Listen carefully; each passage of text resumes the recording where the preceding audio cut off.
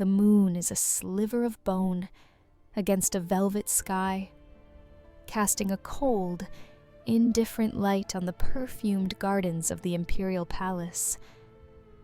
In the grand courtyard, 100 nobles are gathered, their magnificent silk robes rustling like a field of dry leaves in a phantom wind.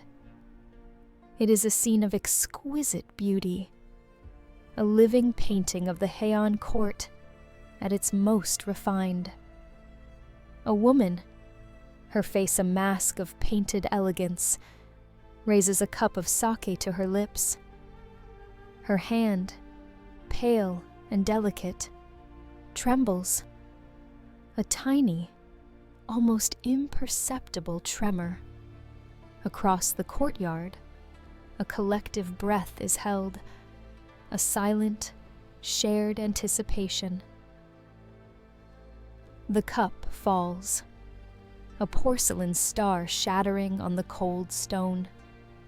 The sound unnaturally loud in the sudden, profound silence. The woman crumples, a puppet with its strings cut, her magnificent 12-layered robes collapsing around her in a heap of ruined silk. 6. Her final exhale is a whisper of poisoned air, a sound lost in the collective gasp of the horrified court. A single drop of crimson, bright as a ruby, stains the white silk of her sleeve. Murder, silent and swift, has come to the imperial court. They say a whisper can be more dangerous than a sword, that a secret once planted can grow into a forest of lies, choking the light from an entire empire. For centuries, the chrysanthemum throne has been a symbol of divine power, a beacon of culture and refinement in a world of chaos. But beneath the layers of silk and ceremony, a darker game is played, a game of ambition, of envy, of love so fierce it becomes a weapon. And this is the story of a love that should never have been a secret, that could topple a dynasty, and a son's quest for a truth that lies buried in the heart of the Forbidden Palace. A truth that begins with a single, poisoned whisper. My name is May, and this is Whispers of Silk. Chapter 1. The Forbidden Consort in the gilded cage of the Heian court. Love was a commodity, and power the only true prize. It was a universe unto itself, a floating world of exquisite beauty and exquisite cruelty, governed by intricate rules of precedence and hierarchies as rigid and unyielding as the ancient stone of the palace walls.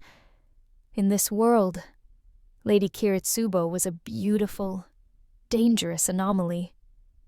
She was not born of the great Fujiwara or Minamoto clans, the families that circled the throne, like sharks scenting blood, their daughters groomed from birth to be empresses and consorts. She possessed no vast estates in the provinces, no army of political allies to whisper her name in the right corridors. Her father, a grand counselor of middling influence, had died years ago, leaving her with little more than a good name, a beautiful face, and a mother's fierce, tragically old-fashioned ambition. Yet the emperor loved her. This was the simple, explosive fact that unbalanced the entire court. He did not just favor her, he was consumed by her. He loved her with a reckless, all-consuming passion that defied protocol, precedent, and political sense. He saw in her a gentleness, a genuine warmth that was absent in the carefully constructed personalities of the high-born ladies who had been groomed for his bed since birth. For the emperor, trapped in his own gilded cage, Kiritsubo was not a political alliance. She was a breath of fresh air, a glimpse of a life ruled by the heart, not the state. The court watched, first with a kind of academic disbelief, then with a simmering, venomous resentment. The grand ladies, with their high ambitions and powerful fathers, thought her a presumptuous upstart. Their ladies-in-waiting, mimicking their mistresses, called her the dewdrop on the weed, a thing of transient, inconsequential beauty. The lesser ladies, those with even less standing than Kiritsubo but with just as much ambition, were still more resentful. She had broken the rules and succeeded, proving that the game they were all forced to play was, perhaps, not the only one. Lady Kokiden, mother of the emperor's firstborn son and heir, watched with the coldest fury of all. She was the daughter of the minister of the right, a woman of immense power and unshakable pride. She had been the sun in the emperor's sky, the undisputed center of his universe. Now, she was eclipsed by this low-ranking shadow. Every glance the emperor gave Kiritsubo, every soft word he whispered in her direction during a poetry contest, was a fresh wound to Kokiden's pride, a public erosion of her status. The persecution began subtly, a campaign of 1,000 tiny cuts. An invitation to a plum blossom viewing would be lost. A roll of rare silk, a gift from the emperor, would be misplaced. Then the attacks grew bolder. Trash, filthy and reeking, would be strewn across the covered galleries. She had to walk to reach the emperor's chambers. A deliberate vulgar attempt to stain the hems of her lady's gowns and mark her as unclean. On a stormy night, the doors of a corridor were mysteriously bolted from both sides, leaving her trapped in the dark, a prisoner in her own palace, until the emperor himself, frantic with worry, sent his own guards to find her. Whispers followed her like ghosts, cruel barbs disguised as courtly pleasantries. "One must feel for her," a consort would say, her voice dripping with false sympathy. "To be so favored yet have such weak backing, it is a dangerous position." The meaning was clear. You are alone. You are unprotected. Kiritsubo endured it all, with a quiet, heartbreaking grace. She understood the danger better than anyone. She knew she was walking a tightrope over a pit of vipers, but the emperor's love was a fortress around her, and for a time, it was enough. He would insist she stay by his side, sharing his chambers, his meals, his music. He ignored the scandalized murmurs from his counselors, the formal complaints from the minister of the right, the accusations that she was an immoderate, wanton woman who was distracting him from his duties. His love was her shield, but it was also a target, painting a bullseye on her back. Then she gave him a son, a child of impossible beauty, a jewel so radiant it seemed to capture the light of the moon and stars in his infant eyes. They named him Hikaru, the Shining Prince. And with his birth, the court's resentment curdled into something far more dangerous: fear. The emperor's eldest son, the crown prince, was the grandson of the powerful minister of the right. His succession was assumed, a matter of political certainty. But this new child, this Hikaru, was different. He was not just beautiful, he was brilliant. As a toddler, he could recognize poetry couplets. As a boy, he learned the koto as if he had been born playing it. He possessed a charm, a preternatural intelligence that captivated all who saw him. The emperor, while publicly favoring his eldest, privately doted on Hikaru, his secret treasure, the living embodiment of his forbidden love. Lady Kokiden saw the future shifting. She saw the throne, the prize she had secured for her son, becoming uncertain. The whispers against Kiritsubo grew louder, more venomous. They were no longer just insults. They were threats. Poisoned flowers, their beautiful petals hiding a toxic sap, were left on her pillow. A venomous snake, its fangs dripping, was found coiled in her wardrobe by a screaming attendant. Kiritsubo lived in a state of constant, quiet terror, not for herself, but for her son. She tried to protect him, to shield him from the hatred that swirled around them.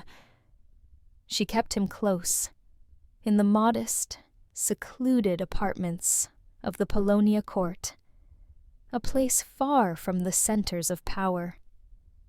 But the palace had 1,000 eyes and 1,000 hands ready to do evil. In a world where love is a weapon, who decides who deserves happiness? The court had already passed its sentence on Lady Kiritsubo. Her crime was loving the emperor and bearing his perfect son. Her punishment was yet to come. One sweltering summer, a vague illness took hold of her.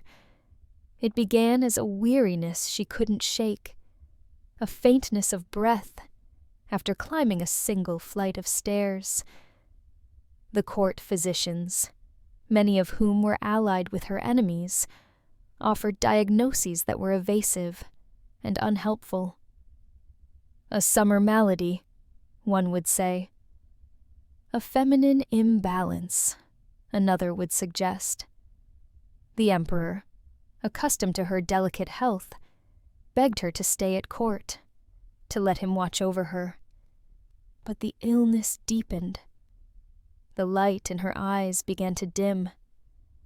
Her mother, seeing the truth in her daughter's wasting form, pleaded with the emperor to let her return home, to die in peace, away from the vipers of the court. He refused. He could not bear to let her go.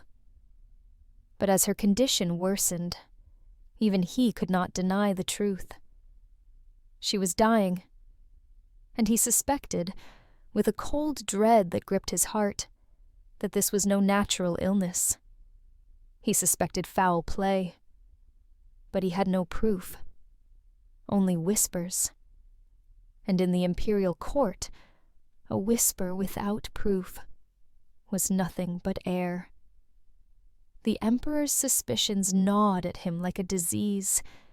He would lie awake at night, listening to the sound of Kiritsubo's labored breathing in the adjacent chamber, his mind racing through the faces of his court. Who would dare? Who had the means, the motive, the sheer audacity to poison a woman under his protection? He knew the answer. Of course, everyone knew. But knowing and proving were two different things, entirely. He summoned the imperial physician, Dr. Sato, to his private chambers. The doctor arrived with his usual professional composure, his face a mask of calm concern. But the emperor, looking into his eyes, saw something else, a flicker of unease, a shadow of guilt. "Tell me the truth," the Emperor said, his voice low and dangerous. "What is killing her?" Dr. Sato bowed low, his hands trembling slightly. "Your Majesty, I have examined Lady Fujitsubo thoroughly. Her symptoms are consistent with a wasting illness, perhaps, brought on by the summer heat and her delicate constitution. I have prescribed the finest remedies, but her body is weak. I fear she may not recover." The Emperor's jaw tightened. You fear. What good is your fear to me? Doctor, I want answers. I want her healed. If you cannot do that, then you are useless to me. The doctor's face paled. He opened his mouth to speak, then closed it again. He knew the Emperor was not a man to be trifled with, but he also knew the Minister of the Right was not a man to be crossed. He was caught between two powers, and he chose the one that held his debts. "I will do everything in my power, Your Majesty," he said, his voice barely above a whisper. "But some illnesses are beyond even the finest medicine." The Emperor dismissed him with a wave of his hand, his heart heavy with a terrible certainty. He was the most powerful man in the Empire, and he was powerless to save the woman he loved. The system he ruled, the court he commanded, was a machine designed to crush those who did not fit its mold. And Fujitsubo, with her low rank and her genuine heart, had never fit. He went to her that night, sitting by her bedside, holding her frail hand in his. She looked at him with eyes that were already seeing another world, a world beyond the pain and the poison. "Do not grieve for me," she whispered, her voice a thread of sound. "I have known a love that most people only dream of. I have borne you a son who will be greater than any emperor. That is enough." But it was not enough for him. It would never be enough. As he sat there, watching the woman he loved slip away, he made a silent vow. He would find the truth. He would uncover the conspiracy, and he would make them pay. But even as he made the vow, he knew it was a lie. He was a prisoner of his own throne, and the bars of his cage were made of protocol, precedent, and political necessity. He could not act. Not yet. Not without proof. And by the time he had proof, it would be too late. The days that followed were a blur of agony and helplessness. The Emperor spent every moment he could by Fujitsubo's side, watching her fade, feeling the life drain from her body. He held her hand, whispered words of love and comfort, and prayed to every god he knew for a miracle that never came. The court physicians came and went, their faces grave, their remedies useless. The Emperor knew they were complicit, that they were part of the conspiracy, but he could do nothing. He was trapped, a prisoner of his own power. Fujitsubo's mother, a woman of iron will and fierce determination, sat vigil by her daughter's side, her face a mask of grief and fury. She knew what was happening. She had seen the signs, heard the whispers. felt the malice in the air. She knew her daughter was being murdered, and she knew who was responsible. But she, too, was powerless. She was a woman of middling rank, with no allies, no influence, no way to fight back. All she could do was watch her daughter die, and hold her hand, and whisper words of comfort that rang hollow in the face of such injustice. As the end drew near, Kiritsubo's breathing grew shallow and labored. Her skin, once so luminous and beautiful, was now pale and waxy, her eyes sunken and dull.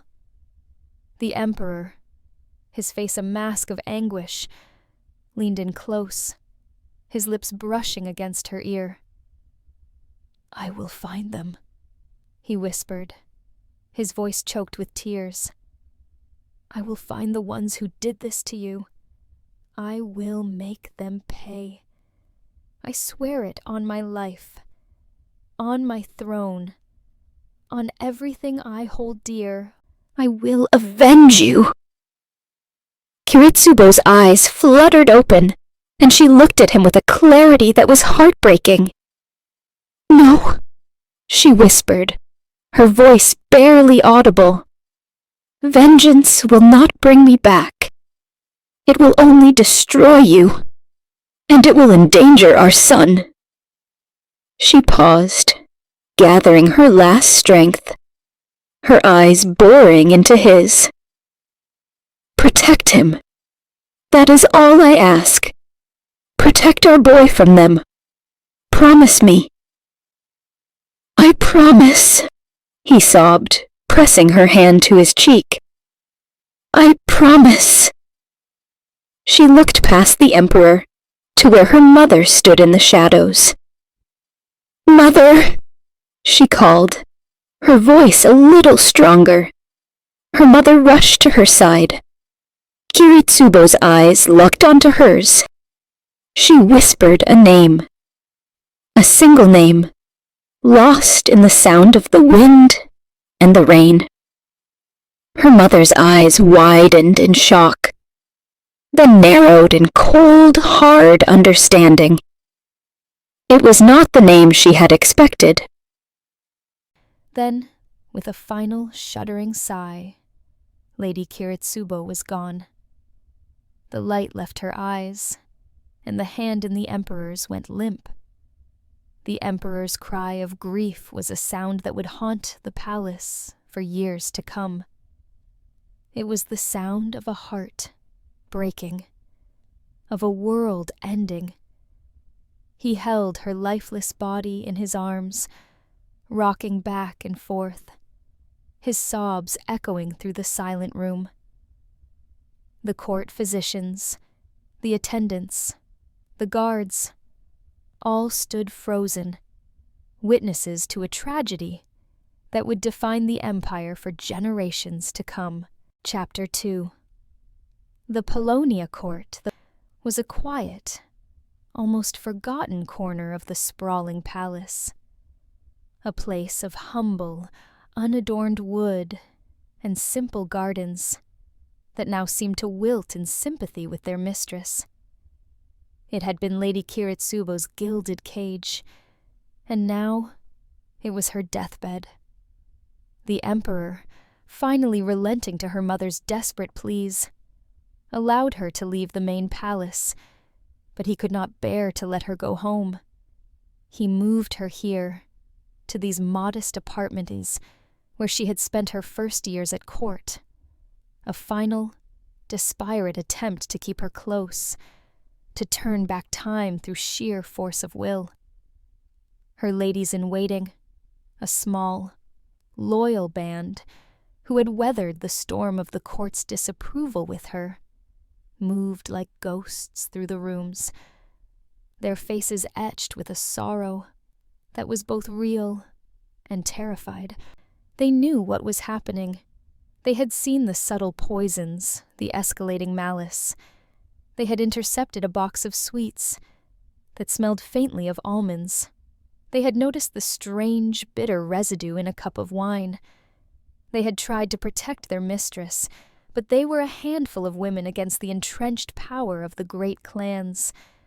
Now, all they could do was watch her fade, their helplessness a constant, bitter taste in their mouths. In her fevered dreams, Kiritsubo relived the stolen moments of her life with the Emperor, each memory a jewel she turned over and over in her mind. Their first meeting, a chance encounter during a poetry festival, where he had praised her verse, his eyes dark and intense, finding hers across a crowded room. The first time he had summoned her to his chambers, the terror and the thrill of it, walking through the corridors, feeling the weight of 100 unseen, resentful eyes. He had been gentle, kind, a man starved for genuine affection in a world of political marriages and calculated alliances. She had given him her heart, freely and completely, and he had given her his. She remembered the birth of Hikaru, the moment the midwife placed the perfect, beautiful child in her arms. She had looked at his face and seen the Emperor's eyes, and in that moment she had known a joy so profound it eclipsed all fear. But it was a fleeting peace. That joy had made her a target. Her son, her beautiful boy, was the reason she was dying. The thought was not a complaint, but a simple, tragic statement of fact. Her mother, a woman of iron will forged in the crucible of court politics, sat by her side, a silent, furious sentinel. She had pushed her daughter into this world, hoping for glory, and now she had to watch it destroy her. She saw the truth in the physician's averted eyes, in the false sympathy of the court messengers sent by Lady Kokiden. They were all complicit. The entire system was a web of corruption, and her daughter was the fly caught in its center. On the final night, as a typhoon raged outside, the wind screaming like a banshee, Kiritsubo's breathing grew shallow. The Emperor, defying all precedent and decorum, came to her side. He dismissed her attendants with a wave of his hand, his face a mask of anguish that stripped away all his imperial authority. He was no longer the son of heaven. He was just a man watching the love of his life die. He knelt by her futon, taking her frail, cold hand in his. "I am sorry," he whispered, his voice choked with unshed tears. "I am so sorry. I should have protected you. I should have sent you away from this place." She looked at him, her eyes clear for the first time in days. The fever had broken, leaving a chilling final clarity. "It is not your fault," she rasped, each word an effort. "You gave me a life I never dreamed of. You gave me a son." Her gaze was filled with a fierce, protective love. "He is your son. He is the best of you." "I will find them," he vowed, his voice raw with a fury that shook his entire body. "The ones who did this, I will burn their world to the ground. I swear it." Kiritsubo's eyes filled with a desperate urgency. She pulled him closer, her grip surprisingly strong. "No," she whispered, her voice a thread of sound. "Vengeance will not bring me back. It will only destroy you, and it will endanger our son." She paused, gathering her last strength, her eyes boring into his. "Protect him. That is all I ask. Protect our boy from them. Promise me." "I promise," he sobbed, pressing her hand to his cheek. She looked past the Emperor to where her mother stood in the shadows. "Mother!" she called, her voice a little stronger. Her mother rushed to her side. Kiritsubo's eyes locked onto hers. She whispered a name, a single name, lost in the sound of the wind and the rain. Her mother's eyes widened in shock, then narrowed in cold, hard understanding. It was not the name she had expected. Then, with a final shuddering sigh, Lady Kiritsubo was gone. The light left her eyes, and the hand in the Emperor's went limp. The Emperor's cry of grief was a sound that would haunt the palace for years to come. It was the sound of a heart breaking, of a world ending. Days later, after the solemnities of the funeral were over, the court tried to return to normal. But nothing was normal. The Emperor was a ghost, a hollowed-out man who moved through his days in a fog of sorrow. Lady Kokiden and her allies celebrated their victory in secret, their triumph masked by public displays of mourning. And in the quiet rooms of his grandmother's house, a 7-year-old boy looked at the moon and felt a coldness that had nothing to do with the autumn air. His name was Hikaru, the shining prince, but the light had gone out of his world.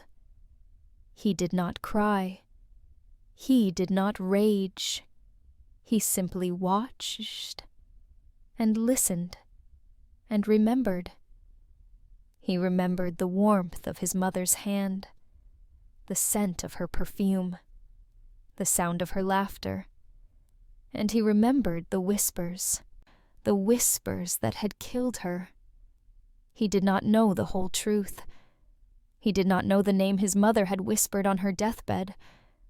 But as he stood there, a small, lonely figure against the vast, indifferent night, he made a silent vow. He would find the truth. He would unravel the whispers. He would not rest until he knew who had stolen his mother from him, and he would make them answer for their crime. Subscribe if you believe the truth should never be buried. Only the guilty fear the light. The funeral procession wound through the palace grounds like a river of white silk and black lacquer. The air was thick with incense and the sound of chanting monks, their voices a low, mournful drone that seemed to come from the earth itself. Kiritsubo's coffin, a simple wooden box draped in white silk, was carried by 6 palace guards, their faces hidden behind ceremonial masks. Behind them walked the Emperor, his face a mask of stone, his eyes empty and distant. He had not spoken a word since her death, and the court whispered that he had lost his mind to grief. Hikaru walked beside his grandmother, his small hand clutched in hers. He was dressed in the white robes of mourning, the color stark against his dark hair and pale skin. He did not cry. He did not make a sound. He simply walked, his eyes fixed on the coffin, his mind a blank, white void. He felt nothing. Or perhaps he felt everything, and his mind had shut down to protect him from the overwhelming weight of it. As they reached the burial ground, a small, secluded grove of Paulownia trees on the edge of the palace grounds, the monks began their final prayers. The coffin was lowered into the earth, and the Emperor, moving as if in a trance, stepped forward. He knelt by the grave, his hands trembling as he placed a single white flower on the coffin. It was a Paulownia blossom, the flower of her court, the flower that had been her namesake. "I will not forget," he whispered, his voice so low that only the wind could hear. "I will never forget."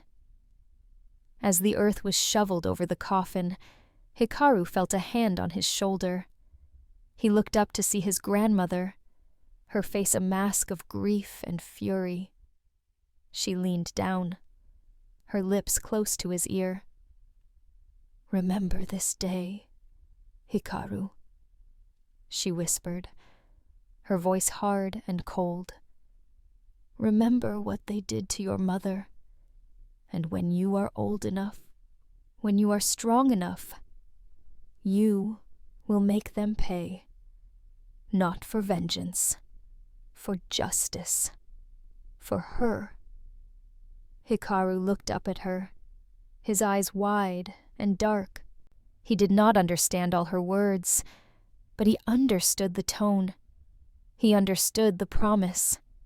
He nodded, a single, solemn nod. And in that moment, the boy who had been the shining prince, the darling of the court, the child of love and light, began to die. In his place, something else was born, something colder, something harder, something that would not rest until the whispers were silenced, and the truth was brought into the light. The weeks following the funeral were a blur of grief and adjustment.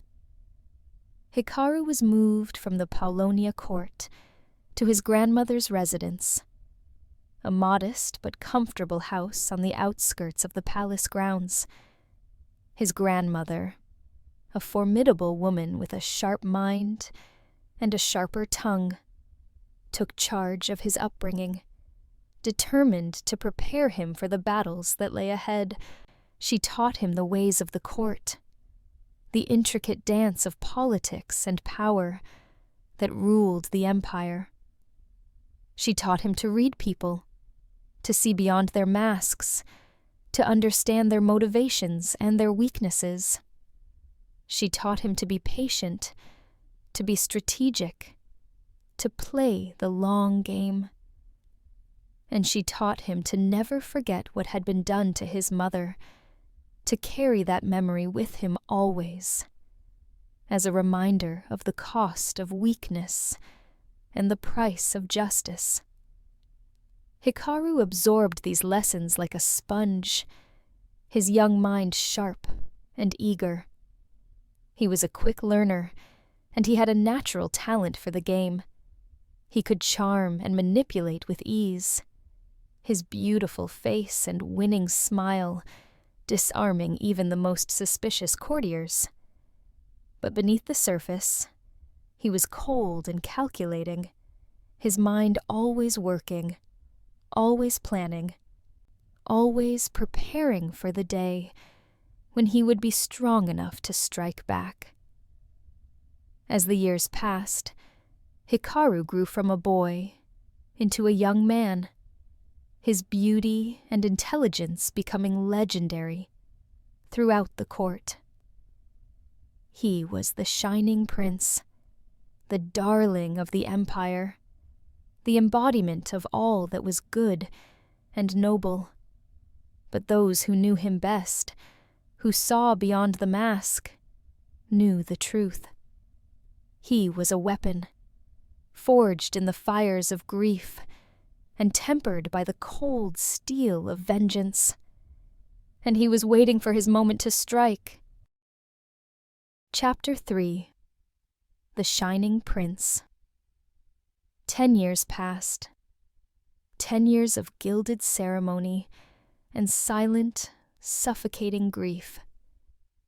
In the world of the court, a decade is an eternity. Alliances shifted, new faces appeared, and old sorrows were expected to fade like last year's silks, packed away and forgotten. But some sorrows have roots of iron, roots that run too deep to ever be pulled free. Prince Hikaru was now 17, and the name they had given him at birth had proven to be a prophecy. He was, in every sense, the shining prince. His beauty was a living work of art, a thing so perfect it silenced rooms and made seasoned poets weep with the inadequacy of their own words. He seemed to move through the world with a different kind of grace. As if the air itself parted for him, he excelled at everything he touched. His calligraphy was compared to the great masters. His music on the koto could summon tears or joy at will. His aim in archery was unnervingly true. His impromptu verses were quoted and copied throughout the palace. His charm was effortless, a magnetic force that drew people to con him, men and women alike. He was the sun around which the younger generation of the court revolved, and even his elders, the stern ministers and calculating consorts, could not help but be swayed by his grace. To the world, he was a flawless jewel, the embodiment of the court's highest ideals. But in the quiet of his own chambers, when the music faded and the last of his admirers departed, a shadow lingered in his eyes. The memory of his mother was a ghost that walked beside him. A faint, sweet fragrance of Paulownia wood, and a lingering sense of injustice that time had failed to dull. He had been only 7 when she died, but the image of her pale, wasting form and the sound of his father's broken sobs were burned into his memory. The court believed her death was a sad, unfortunate illness. Hikaru knew better. He had grown up surrounded by whispers, and he had learned to listen. He began a secret investigation, a dangerous game played in the margins of court life. He used his charm as a key, unlocking the secrets of lonely court ladies and disgruntled officials. He spent hours in the palace archives, poring over old records, searching for discrepancies in the physicians' reports and household logs from the year his mother died. It was a search for a ghost, a hunt for a truth everyone else had agreed to forget. His relationship with his father, the Emperor, was a landscape of unspoken things. The love between them was deep and undeniable, but it was separated by a chasm of shared, unacknowledged grief. The Emperor saw Kiritsubo's face in his son's features, a constant, painful reminder of his own powerlessness. He had never spoken of the murder he suspected, and Hikaru had never asked. The silence was a wall between them, a testament to a wound that had never healed. Then, a new player entered the game. The Emperor, after years of mourning, took a new consort. Her name was Lady Fujitsubo. She was a princess of the highest rank, and she was the living image of Hikaru's dead mother. The resemblance was so uncanny, it sent a shockwave through the court. It was as if the Emperor, in his grief, had sought to resurrect his lost love. For Hikaru, seeing her was like seeing a ghost. It was agonizing, and it was intoxicating. He found himself drawn to her, this beautiful, sad woman who looked at him with his mother's eyes. He saw in her the same loneliness, the same vulnerability that had destroyed Kiritsubo.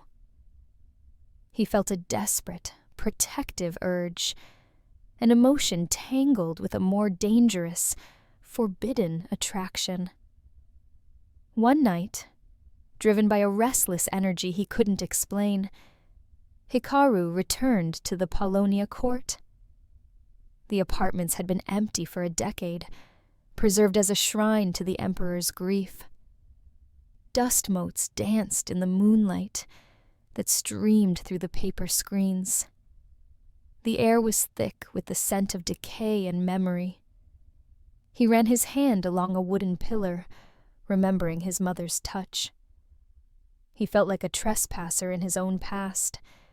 He didn't know what he was looking for. A sign, a clue, anything. He began to search the room, his movements quiet and methodical. Behind a loose floorboard, hidden beneath a layer of faded silk, he found it. A small lacquer box. Inside was a diary. His mother's diary. His hands trembled as he opened it. The pages were filled with her elegant, flowing script. He sat there, in the cold, silent room where she had died, and began to read. He read of her love for the emperor, her joy at his birth, and her growing fear of the court. And then he found the final entries she wrote of the strange, persistent illness, of the food that tasted of metal, of the incense that made her head spin, of the slow, creeping poison that was stealing her life. She knew. She had known she was being murdered. And in the last, faltering entry, written with a hand shaking from weakness and resolve, she named the people she suspected, the people who had the means, the motive, and the cruelty to orchestrate her death. 3 names. 3 whispers from the grave. And as Hikaru read them, the world tilted on its axis. The vague suspicions of his childhood solidified into a cold, hard certainty. This was not just a tragedy. It was a conspiracy, and he was holding the proof in his hands. Would you risk everything to avenge someone you barely remember? For Hikaru, the question was irrelevant. The ghost of his mother had just handed him a sword. And he knew, with every fiber of his being, that he would use it. The diary was more than just a list of names. It was a chronicle of her final months. A detailed account of the slow, methodical campaign to destroy her. She had been a careful observer, noting every strange occurrence, every suspicious interaction, every moment of cruelty disguised as courtly politeness. She had written it all down, not for herself, but for her son. She had known, even in her final days, that he would come looking for the truth. And she had left him a map. Hikaru read through the night, his eyes burning with exhaustion and unshed tears. He read of the poisoned incense that had been delivered to her chambers, disguised as a gift from a well-wisher. He read of the doctor who had changed her medicines, replacing the healing herbs with substances that made her weaker, more susceptible to the poison. He read of the whispered conversations she had overheard, the veiled threats, the cold, calculating eyes of Lady Kokiden watching her from across the courtyard. But it was the final entry that broke him. It was written in a shaking, barely legible hand, the ink smudged with what he knew were tears. "My dearest Hikaru," she had written, "if you are reading this, then I am gone. I am sorry. I am so sorry that I could not stay with you, that I could not watch you grow into the man I know you will become. But I want you to know that I loved you more than life itself. You were my joy, my light, my reason for living. And I want you to promise me something. Do not let this consume you. Do not let the darkness of this place steal your light. You are the shining prince, my beautiful boy. You are meant for greatness, not for vengeance. But if you must seek justice, if you must uncover the truth, then do it for the right reasons. Do it to protect others, to ensure that no one else suffers as I have suffered. Do it for love, not for hate. And when you are done, when the truth is known, let it go. Live your life. Be happy. That is all I ever wanted for you. That is my final wish. I love you, my son. Always and forever. Your mother, Kiritsubo. Hikaru closed the diary, his hands shaking, his vision blurred with tears. He sat there in the darkness, the weight of her words pressing down on him like a physical force. She had asked him to let it go. She had asked him to be happy. But how could he? How could he live in a world where her murderers walked free, where they celebrated their victory, where they slept soundly in their beds, while she lay cold in the ground? He looked down at the diary, at the 3 names written in her careful script. Lady Kokaiden, the minister of the right, Dr. Sato. They had taken everything from him, his mother, his childhood, his innocence, and they had done it with impunity, protected by the very system that was supposed to ensure justice. He stood up, his movements slow and deliberate. He placed the diary back in the lacquer box, hiding it once again beneath the floorboards. He would not share this with anyone. Not yet. This was his secret, his weapon, his burden, and he would use it, not for vengeance, as his mother had asked, but for justice, for her, and for all the others who had been crushed by the machinery of the court. He walked out of the Paulownia court, his face a mask of calm, his eyes burning with a cold, determined fire. The Shining Prince had just declared war, and the court had no idea what was coming. The following days were a whirlwind of activity for Hikaru. He moved through the court with a new sense of purpose, his every action calculated, his every word carefully chosen. He began to cultivate relationships with key players in the court, using his charm and intelligence to win their trust and loyalty.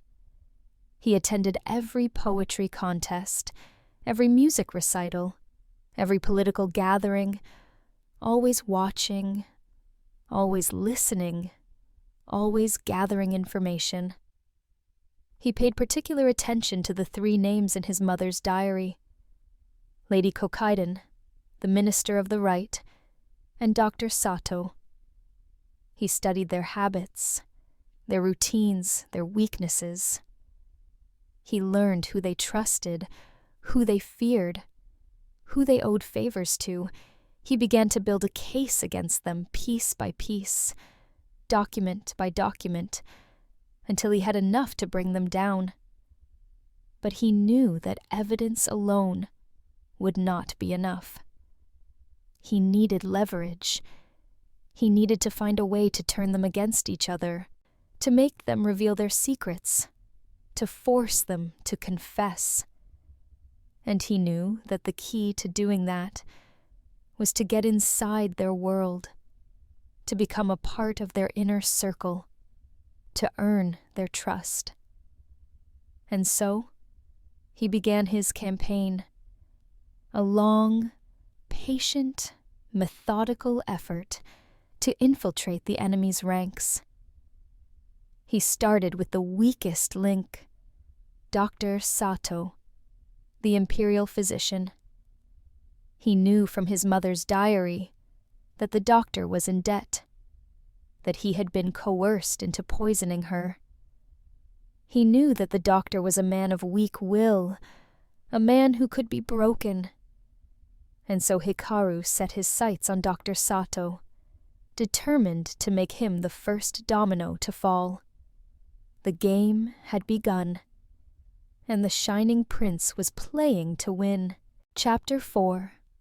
The 3 names' candlelight flickered, casting long, dancing shadows across the dusty room.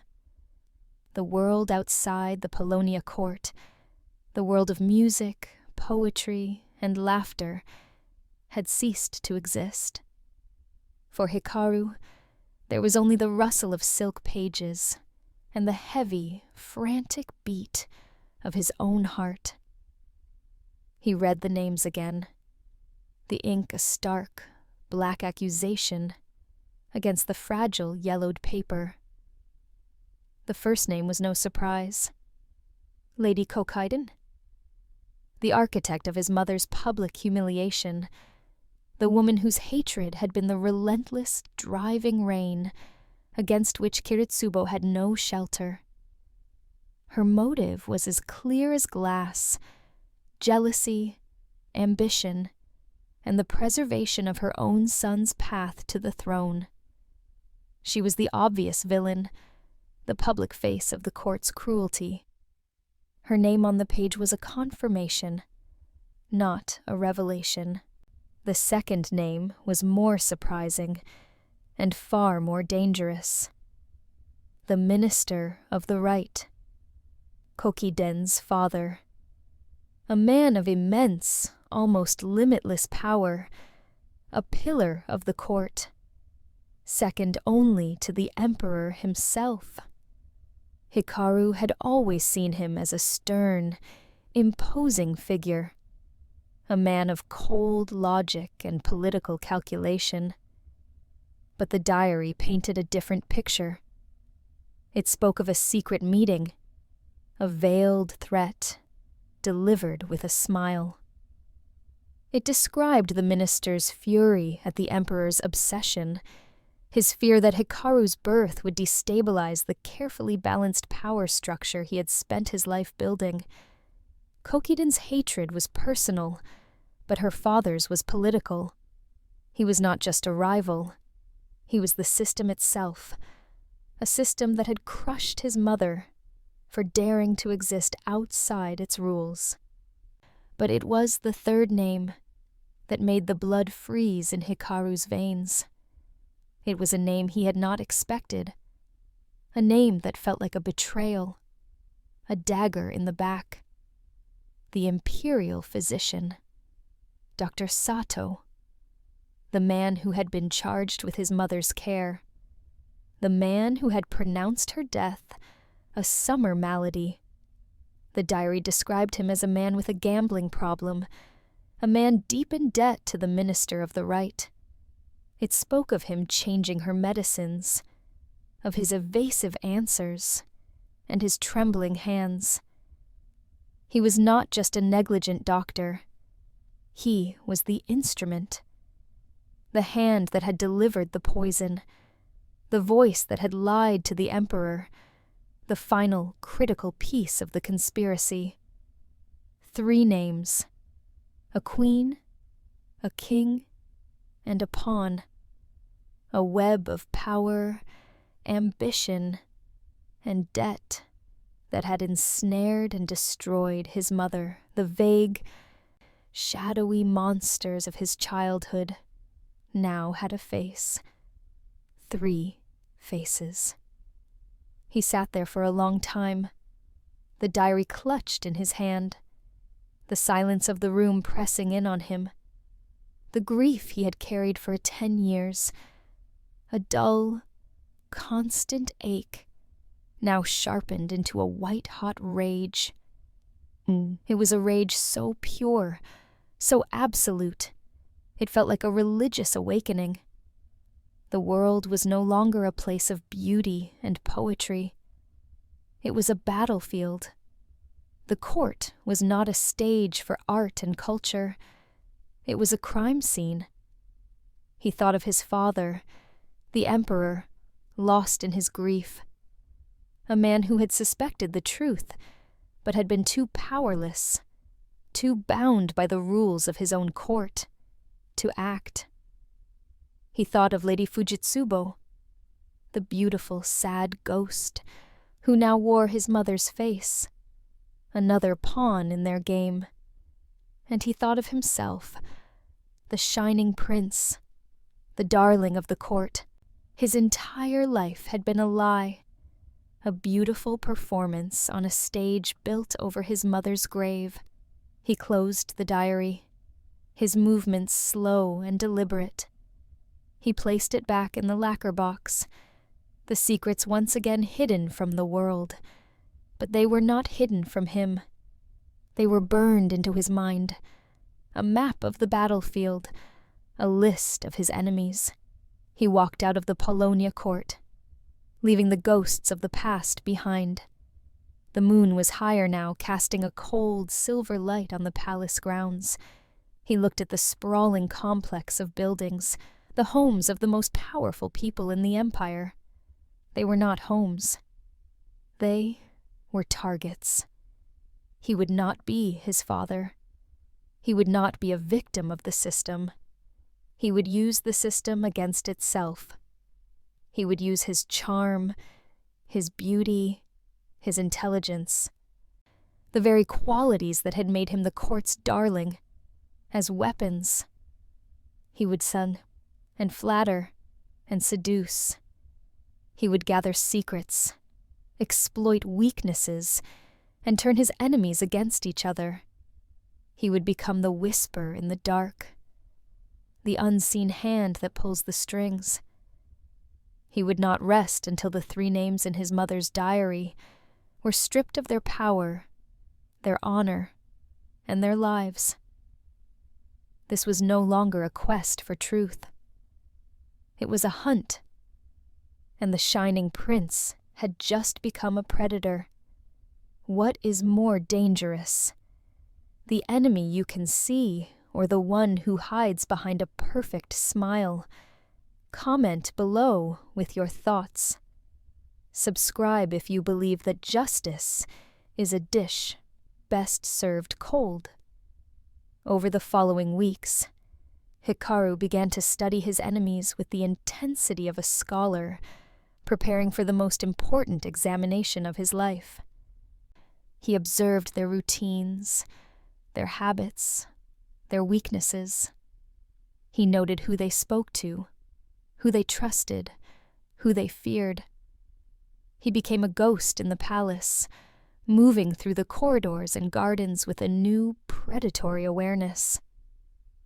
Lady Kokiden was a fortress, but every fortress had a weak point. Hers was her son, the crown prince. She loved him with a fierce, protective intensity that bordered on obsession.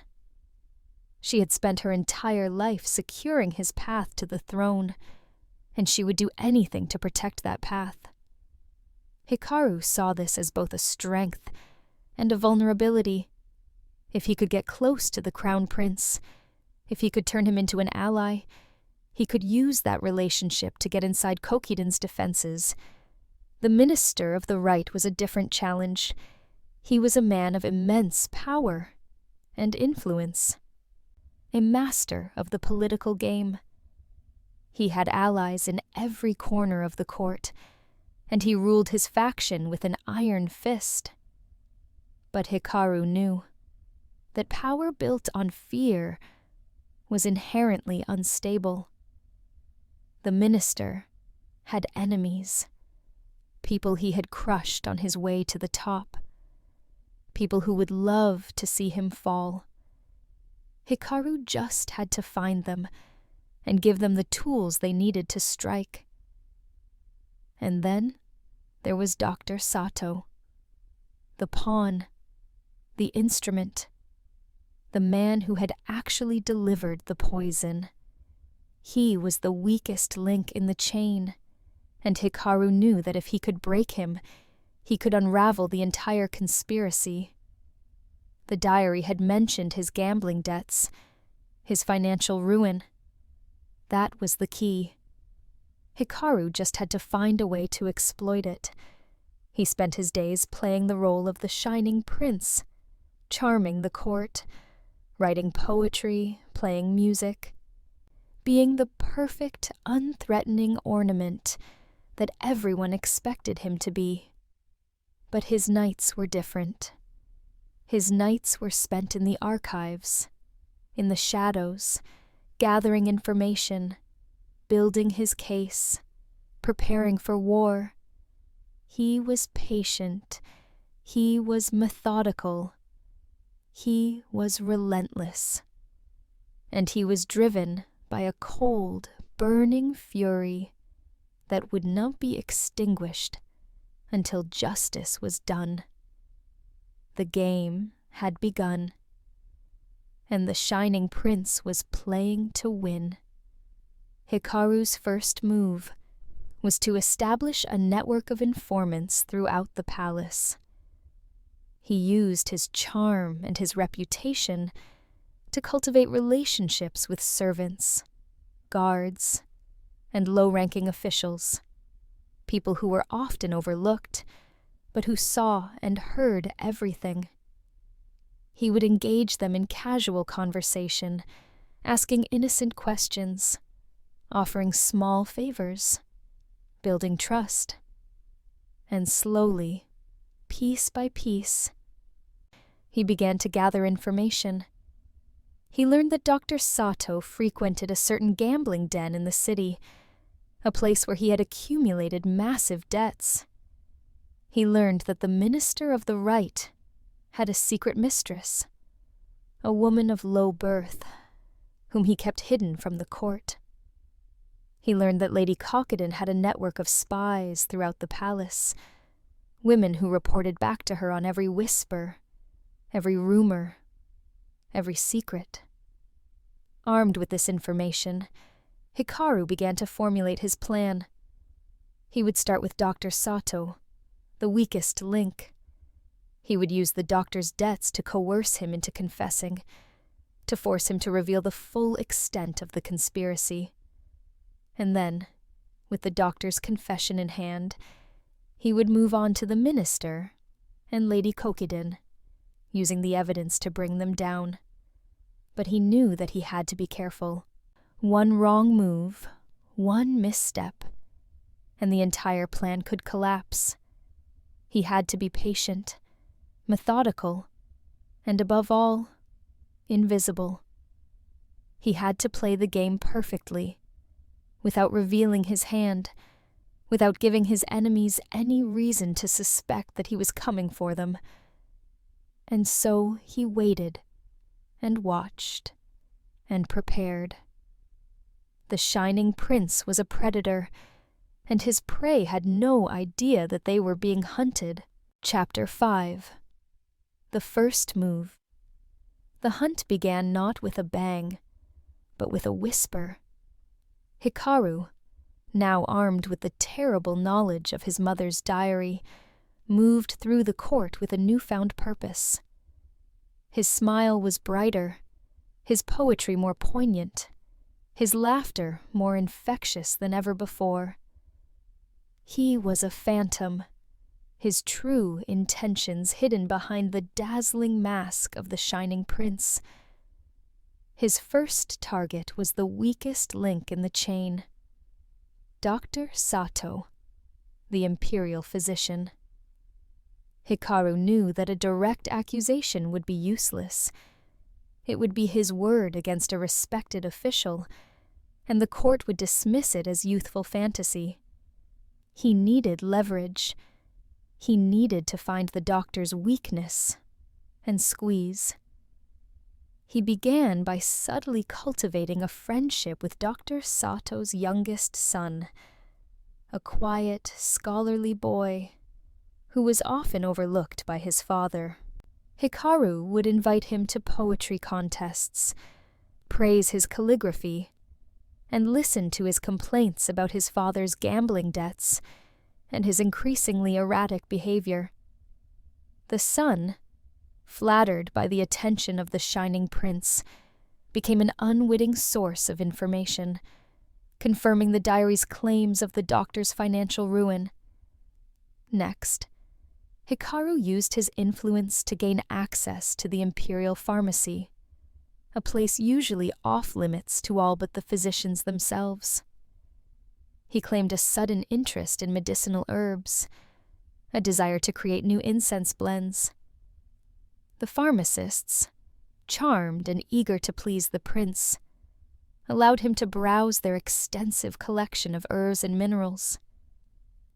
Under the guise of this new hobby, he began to study the properties of various poisons, learning to recognize their scents, their textures, and their effects.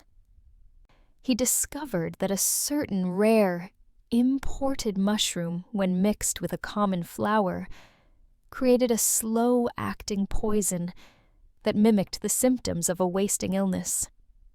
A poison that was almost impossible to detect after death. Armed with this knowledge, Hikaru made his move. He arranged a private meeting with Dr. Sato, claiming to be suffering from a series of troubling symptoms: fatigue, shortness of breath, a metallic taste in his mouth.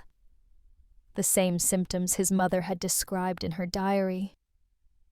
Dr. Sato arrived at Hikaru's chambers, his face a mask of professional concern.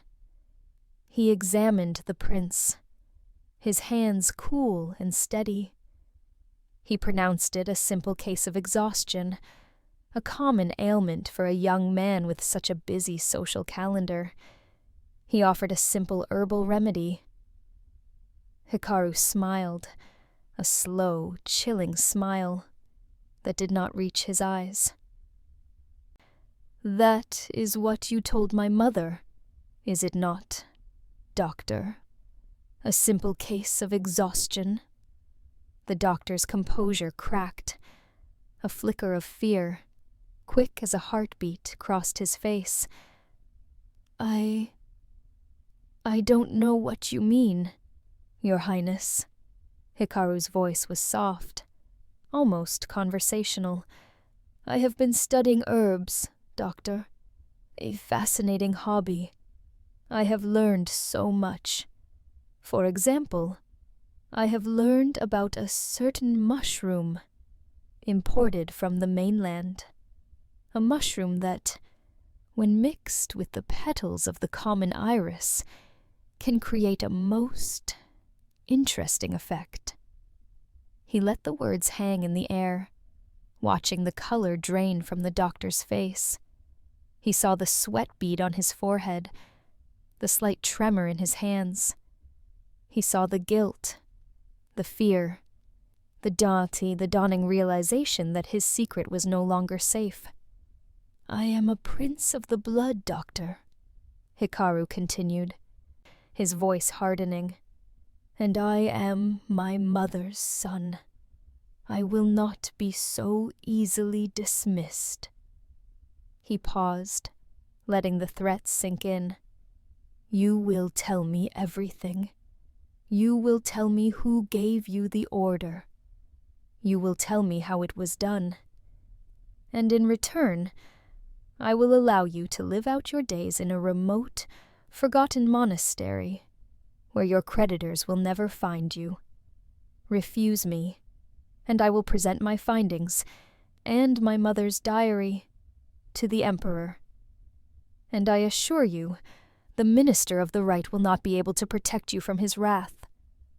The doctor stared at him, his mouth opening and closing like a fish gasping for air. He saw the cold, implacable resolve in the young prince's eyes.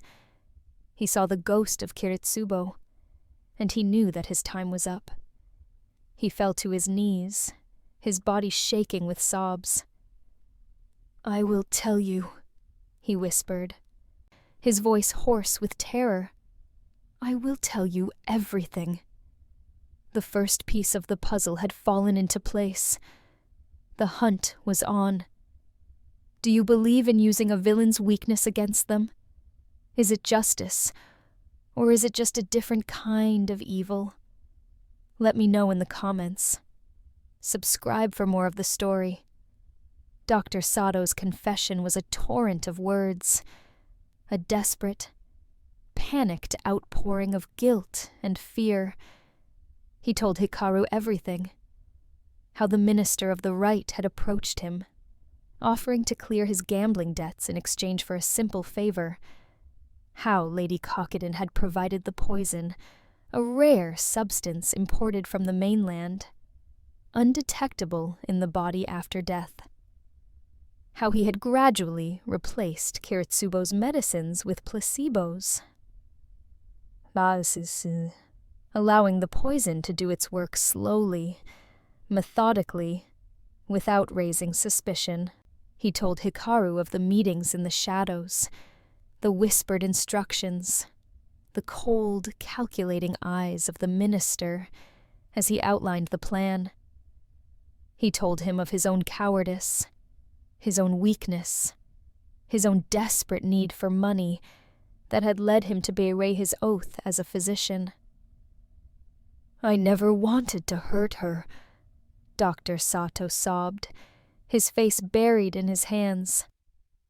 "I never wanted any of this.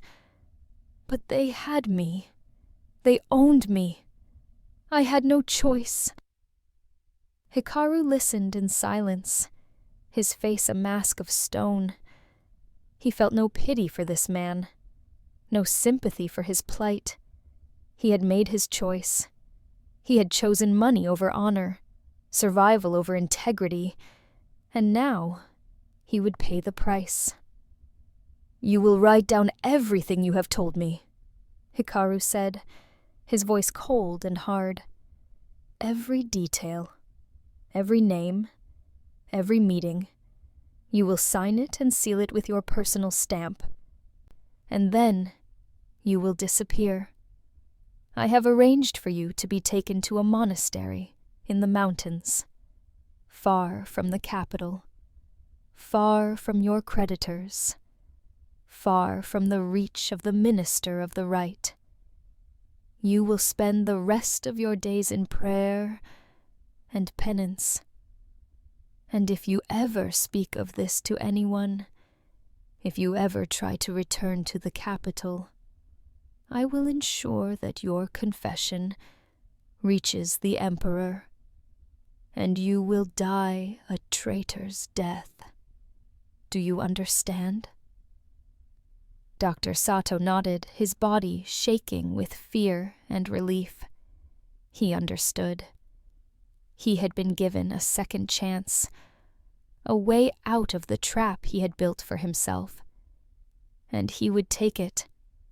He would disappear into the mountains, and he would never speak of this again. Hikaru watched as the doctor wrote out his confession, his hand shaking so badly that the characters were barely legible. But it was enough. It was proof. It was the first weapon in his arsenal, and it would not be the last. As Dr. Sato was led away by Hikaru's most trusted retainer, the prince sat alone in his chambers, the confession in his hands. He had taken the first step. He had broken the weakest link. And now, the real game could begin. The departure of Dr. Sato was handled with the utmost secrecy. Hikaru's retainer, a man named Koremitsu, who had served his grandmother for decades and was utterly loyal to the family, spirited the doctor away in the dead of night. They traveled by back roads and hidden paths, avoiding the main highways where they might be seen.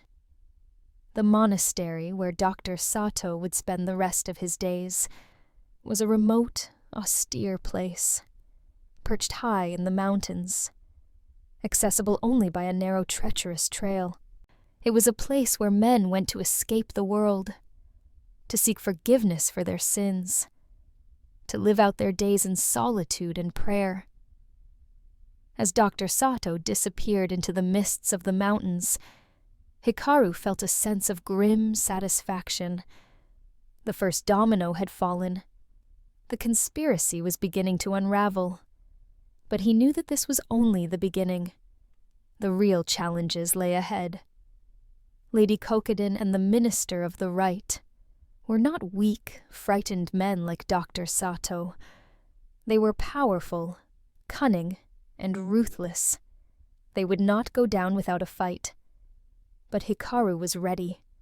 He had the confession. He had the diary. And he had a plan. He would use the system against itself, turning the court's own rules and customs into weapons. He would play the game better than anyone had ever played it before. And he would not rest until his mother's murderers were brought to justice. The Shining Prince had declared war, and the court had no idea what was coming.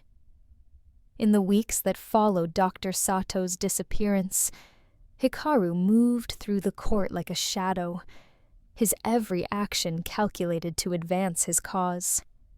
He attended every important ceremony, every poetry contest, every political gathering. He was charming, gracious, and seemingly without ambition. But beneath the surface, he was gathering information, building alliances, and preparing for the next phase of his plan. He began to cultivate relationships with the younger generation of courtiers, the sons and daughters of the great families who were tired of the old guard and hungry for change. He would host private gatherings in his chambers, where they would discuss poetry, music, and philosophy. But these gatherings were more than just social events. They were recruitment sessions, where Hikaru would subtly plant ideas, challenge assumptions, and build a network of allies who would support him when the time came. He also began to study the Minister of the Right more closely, looking for weaknesses, for cracks in his armor. He learned that the minister had a son, a young man named Kashiwagi, who was ambitious and resentful of his father's domineering ways. Hikaru saw an opportunity. If he could turn Kashiwagi against his father, if he could use the son's ambition to undermine the father's power, he could weaken the minister's position and make him vulnerable to attack. And so Hikaru began to cultivate a friendship with Kashiwagi, much as he had done with the Crown Prince. He would invite him to his chambers, engage him in conversation, listen to his complaints about his father. He would offer advice, support, and encouragement. And slowly, gradually, he began to turn Kashiwagi into an ally, a weapon that he could use against the Minister of the Right. But Hikaru knew that he had to be careful. The minister was a shrewd, experienced politician, and he would not be easily fooled. Hikaru had to move slowly, methodically, without revealing his hand. He had to play the long game, building his case piece by piece, until he had enough evidence to bring the minister down. And so, he waited, and watched, and prepared. The game was far from over, but the Shining Prince was patient, and he was determined to win. As the months passed, Hikaru's network of allies grew. He had the support of the younger generation, the disaffected sons and daughters of the great families. He had the friendship of the Crown Prince, who trusted him implicitly. He had the loyalty of Kashiwagi, who saw in Hikaru a mentor and a friend. And he had the confession of Dr. Sato, a weapon that he could use to destroy the Minister of the Right and Lady Kokiden. But he also had enemies.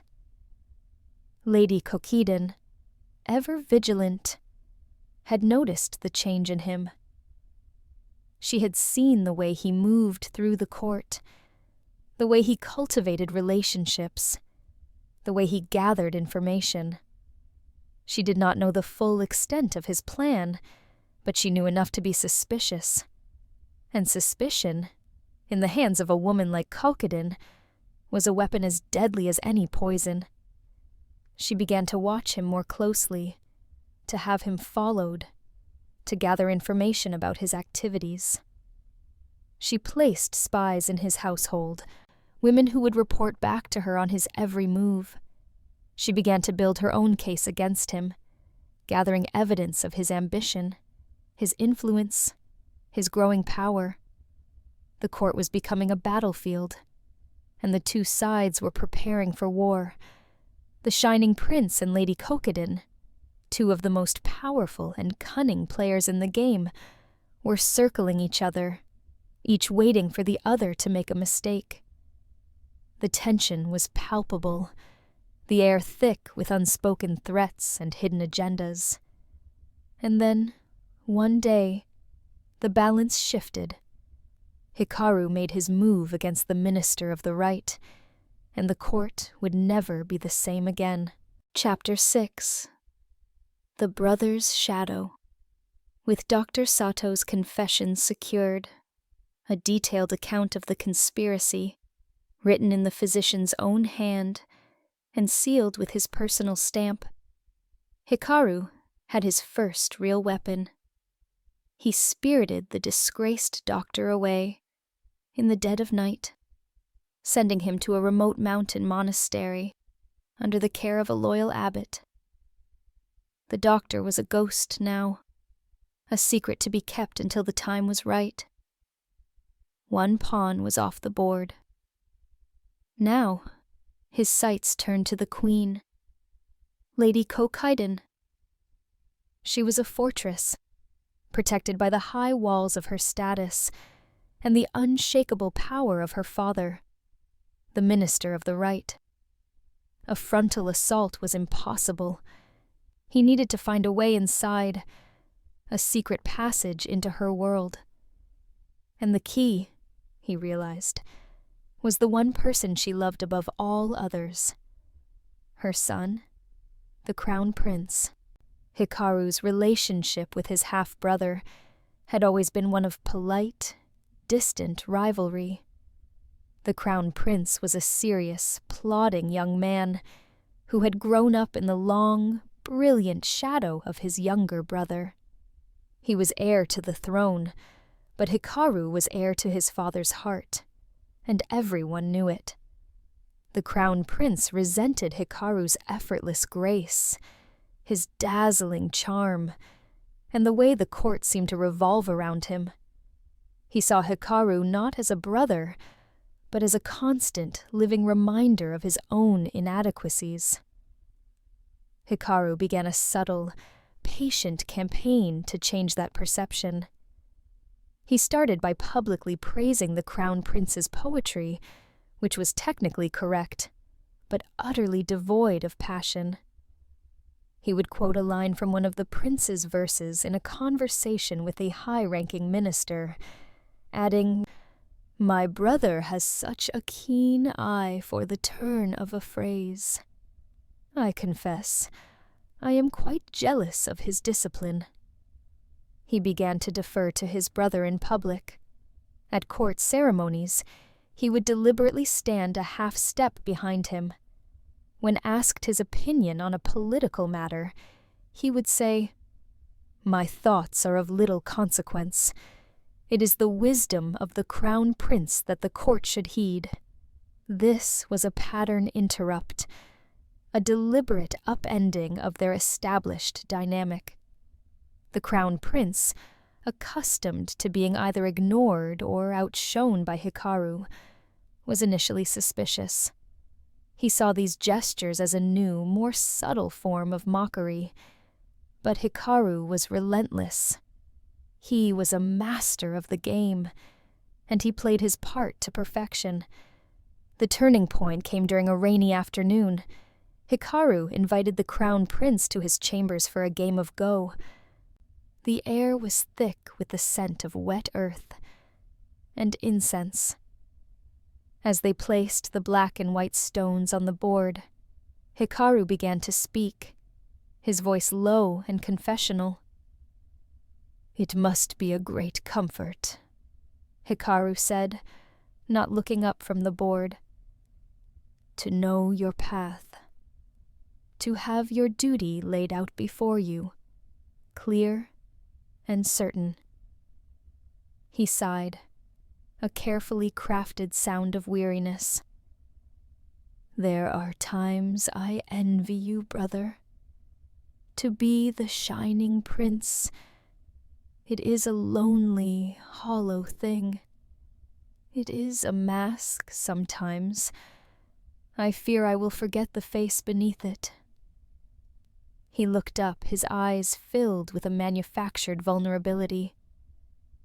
For the first time, he was not the dazzling prince, but a lonely young man, burdened by the expectations of the world. It was a masterful performance, designed to appeal to the crown prince's own insecurities, to make him feel, for the first time, like the stronger, more stable of the two. The crown prince was disarmed. He saw not a rival, but a fellow prisoner in the gilded cage of the court. He began to speak of his own frustrations, his own fears. The game of Go was forgotten. For a few hours they were not princes, but brothers. As he was leaving, the crown prince paused at the door. "My mother is hosting a private cherry blossom viewing in her gardens next week," he said, his tone casual, but his eyes betraying the significance of the invitation. "You should come. It will be a small affair, quiet." It was a key, offered freely, an invitation into the heart of the enemy's fortress. Hikaru smiled, a genuine smile this time, full of the thrill of the hunt. "I would be honored, brother." The day of the viewing arrived, a perfect spring afternoon. The air was sweet with the scent of blossoms. Hikaru, dressed in robes of the palest blue, entered the gardens. They were a masterpiece of landscape art, a testament to Lady Kokiden's wealth and taste. As he walked toward the small pavilion where his brother waited, he glanced up at the main house, and there, on a balcony overlooking the garden, stood Lady Kokiden. She was not smiling. Her eyes, cold and calculating, met his across the sea of pink and white blossoms. She knew this was a move in the game. She just didn't know what game he was playing. The air crackled with unspoken challenge. The first move had been made. The second was about to begin. What do you think Kokiden is planning? Will Hikaru's charm be enough to fool the mother of his rival? Share your predictions in the comments. Subscribe to see what happens next. The cherry blossom viewing was a carefully orchestrated performance. Lady Kokiden, ever the consummate hostess, had arranged for the finest musicians, the most exquisite food, and the most beautiful setting. But beneath the layers of elegance and refinement, Hikaru could feel the tension, the unspoken hostility, the cold, calculating gaze of his enemy. He played his part to perfection. He complimented the gardens, praised the music, and engaged in polite, meaningless conversation with the other guests. But his eyes never left Lady Kokiden. He watched her as she moved through the crowd, her face a mask of gracious hospitality, her eyes sharp and alert. She was watching him too. They were two predators circling each other, each waiting for the other to make a mistake. As the afternoon wore on, Hikaru found himself alone with the Crown Prince in a secluded corner of the garden. They sat beneath a flowering cherry tree, the petals falling around them like snow, and talked of inconsequential things. But Hikaru was planting seeds, subtle suggestions, carefully crafted doubts. "Your mother is a remarkable woman," Hikaru said, his voice casual. "She has achieved so much, secured so much for you. You are fortunate to have such a powerful ally." The Crown Prince nodded, a faint smile on his lips. "She is. She has always been my greatest supporter. But it must be difficult," Hikaru continued, his voice dropping to a more intimate tone. "To live in her shadow, to know that every decision you make, every move you take, is being watched and judged. To wonder if your successes are truly your own, or if they are simply the result of her influence." The Crown Prince's smile faded. He looked at Hikaru, his eyes narrowing slightly. "What are you suggesting?" Hikaru shrugged, a carefully calculated gesture of innocence. "Nothing. I am simply observing. I, too, live in the shadow of expectations. I understand the burden, but I wonder, do you ever wish for a life of your own? A path that is not dictated by the ambitions of others?" The Crown Prince was silent for a long moment, his gaze distant. Hikaru could see the doubt taking root, the seed of resentment beginning to grow. It was a small thing, a tiny crack in the fortress, but it was a start. As the sun began to set, Hikaru took his leave, bowing respectfully to Lady Kokiden and thanking her for her hospitality. She smiled at him, a cold, brittle smile that did not reach her eyes. "You are always welcome here, Prince Hikaru," she said, her voice smooth as silk. "It is good to see you, and my son growing closer. Family is so important, is it not?" "Indeed," Hikaru replied, his own smile equally false. "Family is everything." As he walked away, he could feel her eyes on his back, burning into him like a brand. The game was on, and the stakes had just been raised. Over the following weeks, Hikaru continued his campaign to win over the Crown Prince. He would visit him regularly, bringing gifts, sharing stories, offering advice.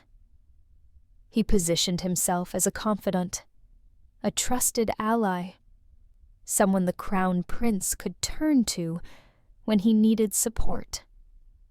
And slowly, gradually, the Crown Prince began to open up, to share his fears and frustrations, to reveal the cracks in his relationship with his mother. Hikaru learned that the Crown Prince felt suffocated by his mother's ambitions, that he resented the constant pressure to live up to her expectations. He learned that the Crown Prince was tired of being a pawn in her political games, that he longed for a life of his own, free from the constraints of the court. And Hikaru used this information to his advantage, subtly encouraging the Crown Prince's resentment, fanning the flames of his discontent. It was a dangerous game, one that required patience, skill, and a willingness to manipulate those closest to him. But Hikaru was committed.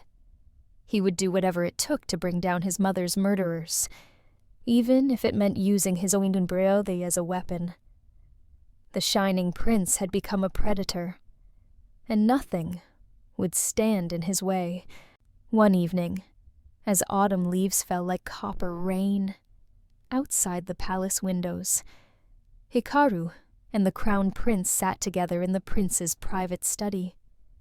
The room was warm, lit by the soft glow of oil lamps, and the air was thick with the scent of sandalwood incense. They had been discussing a recent political development, a minor scandal involving a low-ranking minister, when the Crown Prince suddenly changed the subject. "Do you ever feel trapped, brother?" he asked, his voice low and contemplative. "Trapped by the expectations of others, by the weight of duty, by the knowledge that your entire life has been planned out for you since birth?" Hikaru looked at him, his eyes filled with a carefully crafted sympathy. "Every day," he said softly. "Every single day." The Crown Prince nodded, his gaze distant. "My mother has spent my entire life preparing me for the throne. She has chosen my tutors, my advisors, my friends. She has dictated my every move, my every word, my every thought. I am not a man. I am a puppet, and she holds the strings." Hikaru leaned forward, his voice earnest. "You are not a puppet, brother. You are a man with his own thoughts, his own desires, his own dreams. And you have the power to break free, to choose your own path." The Crown Prince looked at him, his eyes filled with a desperate hope.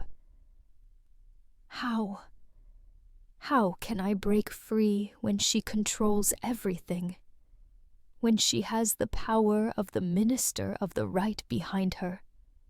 When the entire court expects me to be nothing more than her obedient son? Hikaru smiled, a slow, calculating smile. "You break free by becoming stronger than her, by building your own alliances, your own power base, your own network of supporters. You break free by proving to the court that you are not just her son, but a leader in your own right, a man worthy of the throne."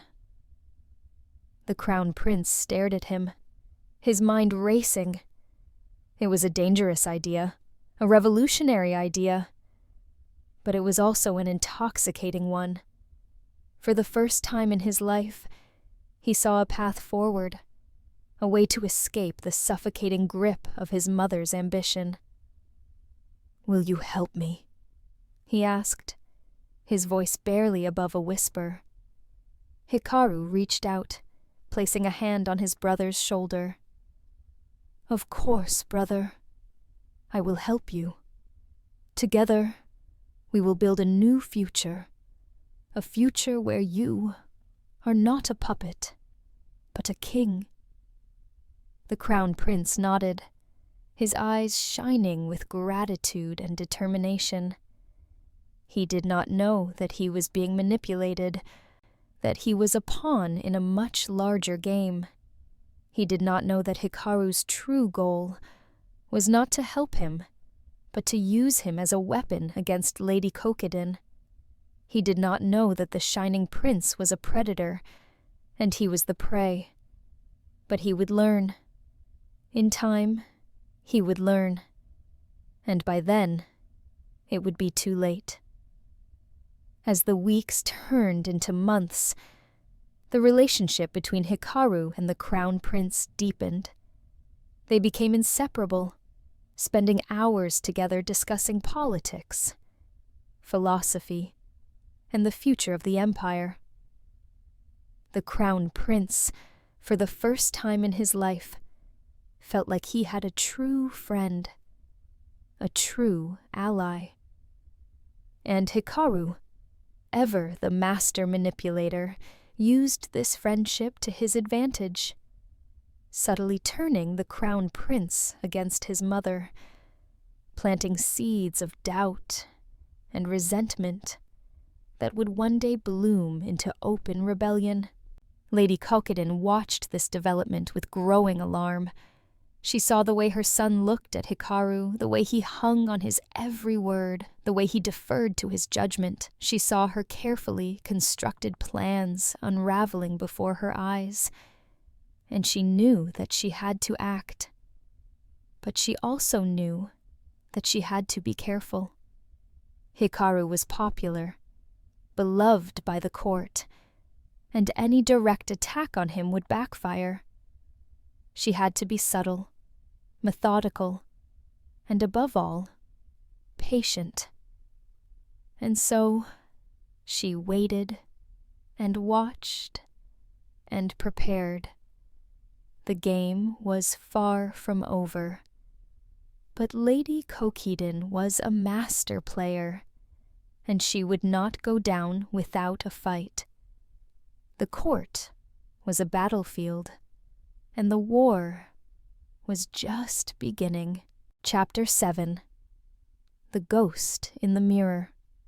Hikaru's war had two fronts: the public campaign of charm and misdirection, and the secret, far more dangerous battle he waged in his own heart. His obsession with Lady Fujitsubo, the woman who wore his mother's face, was growing into a storm that threatened to consume him. He began to visit her apartments, using his new, closer relationship with the Emperor as a pretext. He would bring her rare silks, new compositions for the koto, poems that spoke of beauty and loss in language so exquisite it made her ladies-in-waiting weep. On the surface, he was the perfect stepson, a devoted, charming prince paying his respects to his father's new consort. But beneath the layers of courtly etiquette, a different, more dangerous current was flowing. Every time he saw her, it was like looking at a ghost in a mirror. He saw his mother's eyes, her smile, the graceful turn of her head. But this was not his mother. This was a different woman. A woman who was alive, who was lonely, who was trapped in the same gilded cage that had killed Kiritsubo. His grief, his rage, and his burgeoning, forbidden desire became a toxic, intoxicating brew. He started to see her not just as a ghost of his mother, but as a woman in her own right. He saw the sadness in her eyes, the loneliness of a high-ranking princess married to an aging emperor who loved the memory of a dead woman more than the living one by his side. He saw her vulnerability and the predator in him. The part of him that had been awakened by his mother's diary was drawn to it. One rainy night, the palace was quiet, the air heavy with the scent of wet blossoms. A festival had been planned, but the weather had forced its cancellation. The court was subdued, its rhythms disrupted. Hikaru, knowing the emperor was in a meeting with his counselors, saw his chance. He went to Fujitsubo's apartments. He found her alone, her ladies-in-waiting dismissed for the night. She was standing on the veranda, looking out at the rain-swept garden, a solitary, beautiful figure silhouetted against the stormy sky. She turned as he approached, a faint surprise in her eyes. "Your Highness," she said, her voice soft. "The storm has given us a quiet night." "It has," he said, his voice a low murmur. He stood beside her, so close he could smell the faint, clean scent of her perfume. It was different from his mother's, and the difference was both a relief and a disappointment. They stood in silence for a long moment, the only sound, the rhythmic drumming of the rain on the roof. The air between them was thick with unspoken things, with the ghosts of the past and the dangerous possibilities of the present. "You look so much like her," she said, her voice barely a whisper. "The Emperor, he sees it too. It is why he is so fond of me, I think. I am a comfort to him, a reminder." "And is that what you wish to be?" he asked, his voice intense. "A reminder? A shadow of a dead woman?" She looked at him, her eyes wide with a mixture of fear and a strange dawning curiosity. No one had ever spoken to her with such directness, such raw emotion. "I am a princess of the imperial house," she said, her voice regaining some of its formal composure. "I am the Emperor's consort. It is my duty to be what he needs me to be." "And what of your own needs?" he pressed, taking a step closer. "What of your own heart?" He reached out, his fingers brushing against her cheek. It was a shocking breach of protocol, a gesture of intimacy so profound it was like a physical blow. She gasped, her body going rigid. She should have slapped him. She should have called her guards. She should have screamed. She did nothing. She stood, frozen, her heart hammering against her ribs, caught in the vortex of his grief and his desire. She saw the pain in his eyes, the raw, aching wound of a boy who had lost his mother. And she saw the hunger of a man, a hunger that had nothing to do with grief. He leaned in, his lips brushing against hers. It was a kiss that was both a violation and a surrender, a moment of madness that would change the course of both their lives. In that moment, he was not the shining prince.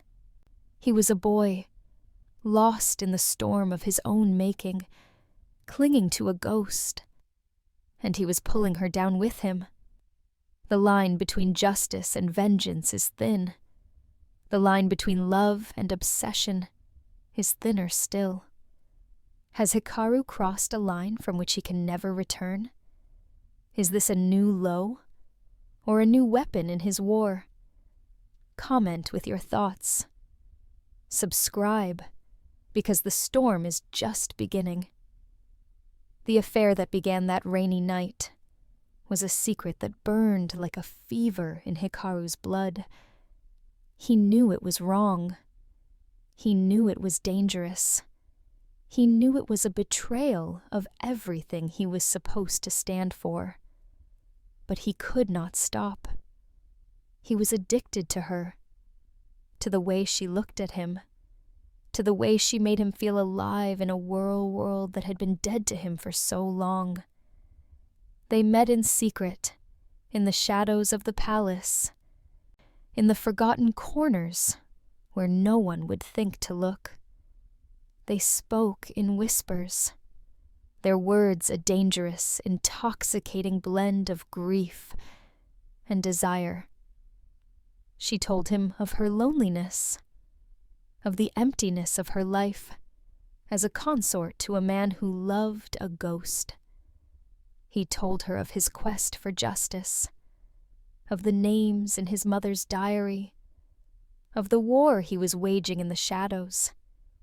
She became his confidant, his ally, his lover, and in doing so, she became another piece on the chessboard, another pawn in a game that was growing more dangerous by the day. But Hikaru was not the only one playing the game. Lady Kokaiden, ever vigilant, had noticed the change in him. She had seen the way he looked at Fujitsubo, the way he found excuses to visit her apartments. She did not know the full extent of their relationship, but she knew enough to be suspicious. And suspicion, in the hands of a woman like Kokaiden, was a weapon as deadly as any poison. She began to watch them, to have them followed, to gather information. She was patient, methodical, relentless. She knew that if she could prove an affair between the Emperor's son and the Emperor's consort, she could destroy them both. She could eliminate Hikaru as a threat, and she could remove Fujitsubo from the palace, clearing the way for her own son's ascension to the throne. The trap was being set. And Hikaru, blinded by his obsession, did not see it closing around him. The weeks turned into months, and the affair between Hikaru and Fujitsubo deepened. They became reckless, meeting more frequently, taking greater risks. They would steal moments together in the gardens, in the archives, in the empty corridors of the palace. They would exchange glances across crowded rooms, their eyes speaking a language that only they understood. But Lady Kokaiden was watching. She had placed spies throughout the palace, women who reported back to her on every movement, every whisper, every secret. And slowly, piece by piece, she began to build her case. She gathered evidence of their meetings, their stolen moments, their forbidden love. She was patient, waiting for the perfect moment to strike, the moment when she could destroy them both with a single, devastating blow. And then, one day, that moment arrived. Lady Fujitsubo, pale and shaken, confessed to Hikaru that she was with child, a child that could only be his. The world tilted on its axis. This was not just a personal betrayal. It was a political catastrophe. A child born of this union, a child with the blood of the Emperor's most beloved son, would be a threat to the entire line of succession. It would be a secret that, if revealed, would not just destroy them both. It would plunge the empire into a civil war. Hikaru, faced with the consequences of his own reckless passion, knew that he had to act. He had to protect Fujitsubo, to protect their child, and to protect the empire from the chaos that would follow if their secret was revealed. And he knew that the only way to do that was to play the game to its bloody, bitter end.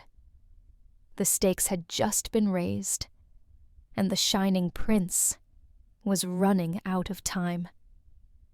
The night Fujitsubo told him about the child, Hikaru did not sleep. He paced his chambers like a caged animal, his mind racing through scenarios, possibilities, outcomes. Every path led to disaster. If the truth came out, Fujitsubo would be disgraced, possibly executed.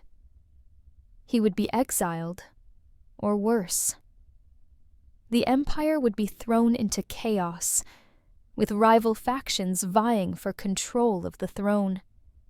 The child, his child, would be a target, a threat to be eliminated. He thought of his mother, of the diary, of the promise he had made to avenge her. He had started this war to bring her murderers to justice, to protect the innocent from the cruelty of the court. But now, he was the one who had created a new victim, a new innocent who would be caught in the crossfire of his own ambition. He thought of his father, the emperor who had loved Kiritsubo with a passion that had defied all reason, all protocol, all sense. He had watched his father suffer, had seen the toll that forbidden love had taken on him, and now he was repeating the same mistake, walking the same path, making the same choices that had destroyed his father. He thought of Fujitsubo, the woman he had dragged into his web of lies and secrets. She was innocent, a pawn in a game she had never asked to play. She had been lonely, vulnerable, and he had exploited that vulnerability for his own selfish desires. He had told himself that he loved her, that he was protecting her, but the truth was that he had used her, just as he had used everyone else. As the first light of dawn broke over the palace, Hikaru made his decision. He would not confess. He would not run. He would play the game to its bitter end. He would pass the child off as the Emperor's, and he would use every weapon in his arsenal to protect Fujitsubo and their secret. He would lie, cheat, manipulate, and deceive.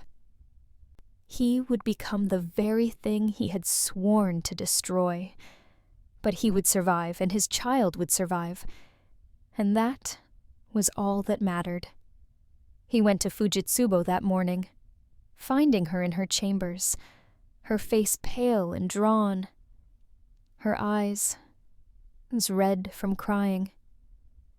He took her hands in his voice calm and reassuring.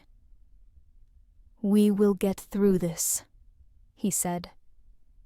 "I have a plan. We will pass the child off as the Emperor's. No one will know the truth.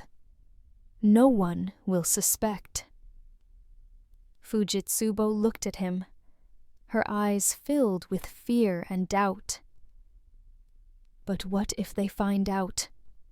What if Lady Kokiden discovers the truth? She will destroy us both."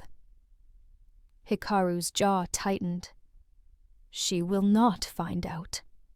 I will make sure of it. I will protect you, and I will protect our child. I swear it on my life, on my mother's memory, on everything I hold dear." Fujitsubo nodded, her body shaking with silent sobs. She wanted to believe him, to trust him, to have faith that everything would be all right. But deep down, she knew the truth. They were playing a dangerous game, a game that could only end in tragedy, and she was terrified of what the future would bring.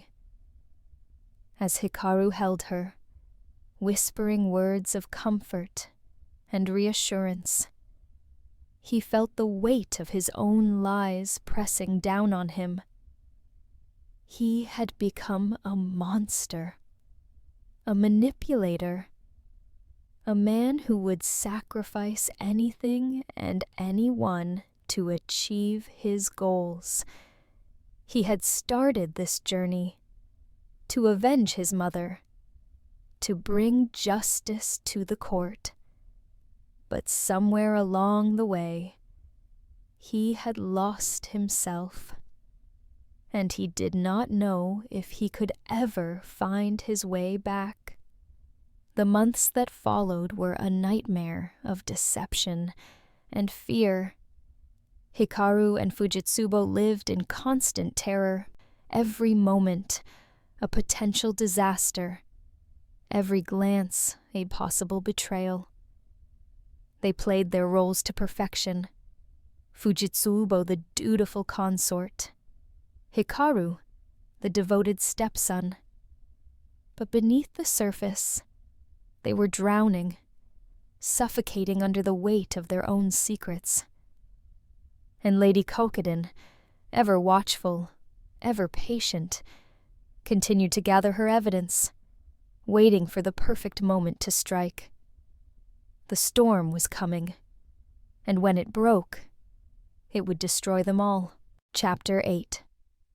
Consequences, the affair with Lady Fujitsubo was a secret that burned a hole in the fabric of Hikaru's life. It was a reckless, selfish act, a betrayal of his father, and a desecration of his mother's memory. He was consumed by guilt, a gnawing, relentless emotion that was a dark mirror to his grief.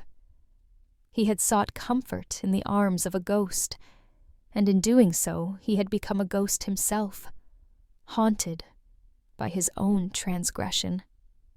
He threw himself into his war against his mother's enemies with a new, desperate ferocity.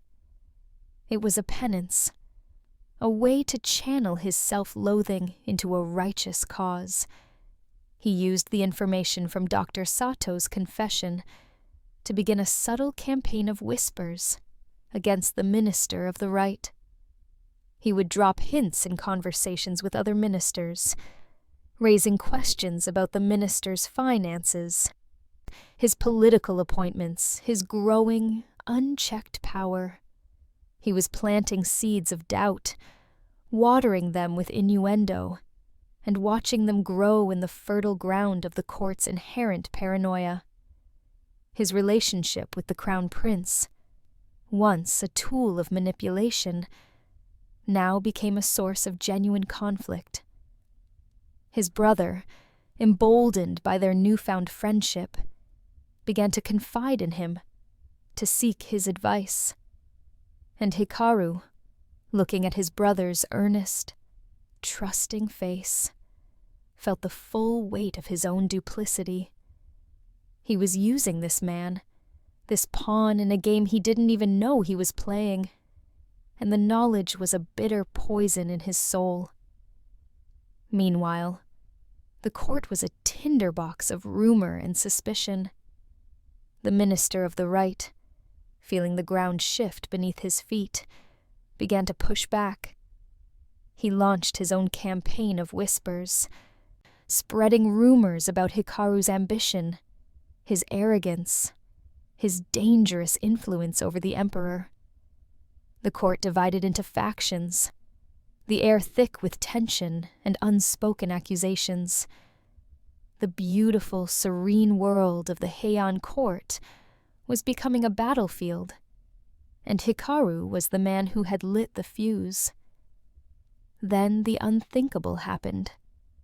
Lady Fujitsubo, pale and shaken, confessed to him that she was with child, a child that could only be his. The world tilted on its axis. This was not just a personal betrayal, it was a political catastrophe. A child born of this union, a child with the blood of the emperor's most beloved son, would be a threat to the entire line of succession. It would be a secret that, if revealed, would not just destroy them both, it would plunge the empire into a civil war. Fujitsubo was terrified. She saw the specter of Kiritsubo, the ghost of the woman she had replaced, and she knew that she was now in the same danger. She was a woman with a secret, a woman who had betrayed the emperor, a woman who was carrying a child that could undo the delicate balance of power. She was a target. Hikaru, faced with the consequences of his own reckless passion, was forced to make a terrible choice. He could confess and face the wrath of his father and the court. Imogen. He could run and live a life of exile and shame. Or he could play the game to its bloody, bitter end. He chose the game. He and Fujitsubo, now bound together by their terrible secret, concocted a desperate plan. They would pass the child off as the emperor's. The emperor was old, his visits to his consort's chambers infrequent, but not unheard of. It was a slim chance. a wild gamble, but it was the only one they had. As Fujitsubo's pregnancy advanced, Hikaru's war against the Minister of the Right escalated. He used every weapon in his arsenal, blackmail, bribery, seduction, to weaken his enemy's position. He turned the minister's allies against him, exposed his financial corruption to the other counselors, and used his own popularity to create a groundswell of opposition. He was fighting for his life, for Fujitsubo's life, and for the life of his unborn child. The court was a chessboard, and the pieces were moving toward a final, bloody confrontation. The shining prince, once the darling of the court, was now its most dangerous player. He had started a war to avenge his mother, but now he was fighting for a future he had never imagined, a future built on a foundation of lies and secrets. The whispers had become a roar, and the storm was about to break. When does a hero become a villain? Has Hikaru's quest for justice turned him into the very thing he despises? Comment below. Subscribe, because the next move could be the last. The months of Fujitsubo's pregnancy were the most dangerous of Hikaru's life. He moved through the court like a man walking a tightrope over a chasm, every step carefully calculated, every word carefully chosen. He knew that Lady Kokiden was watching him, that her spies were everywhere, that one wrong move could bring the entire house of cards crashing down. He used the time to consolidate his power, to build his alliances, to prepare for the final confrontation. He cultivated relationships with the younger ministers, the ones who were tired of the old guard, the ones who saw the Minister of the Right as a relic of a bygone era. He used his charm, his intelligence, his reputation as the shining prince to win them over, to make them believe that he was the future, that he was the one who could lead the court into a new age. He also began to gather evidence against the minister. He used Dr. Sato's confession as a starting point, tracing the threads of the conspiracy back to their source. He found records of secret meetings, of financial transactions, of bribes and blackmail. He built a case, piece by piece, document by document, until he had enough to bring down the most powerful man in the empire. But he knew that evidence alone would not be enough. He needed the emperor's support. He needed his father to believe him, to act on his behalf, to use his imperial authority to bring the conspirators to justice. And that was the most difficult part of all. The emperor was a broken man, a ghost of his former self, consumed by grief and regret. He had suspected the truth for years, but he had never had the courage to act. Hikaru had to give him that courage. He had to make him see that justice was not just possible, but necessary. As Fujitsubo's due date approached, Hikaru knew that time was running out. He had to make his move. He had to bring the conspiracy into the light. And he had to do it before Lady Kokiden could strike first. The storm was coming, and when it broke, it would change the empire forever. Hikaru spent sleepless nights poring over documents, cross-referencing dates and names, building an airtight case against the Minister of the Right. He knew that when he presented his evidence to the emperor, he would have only one chance.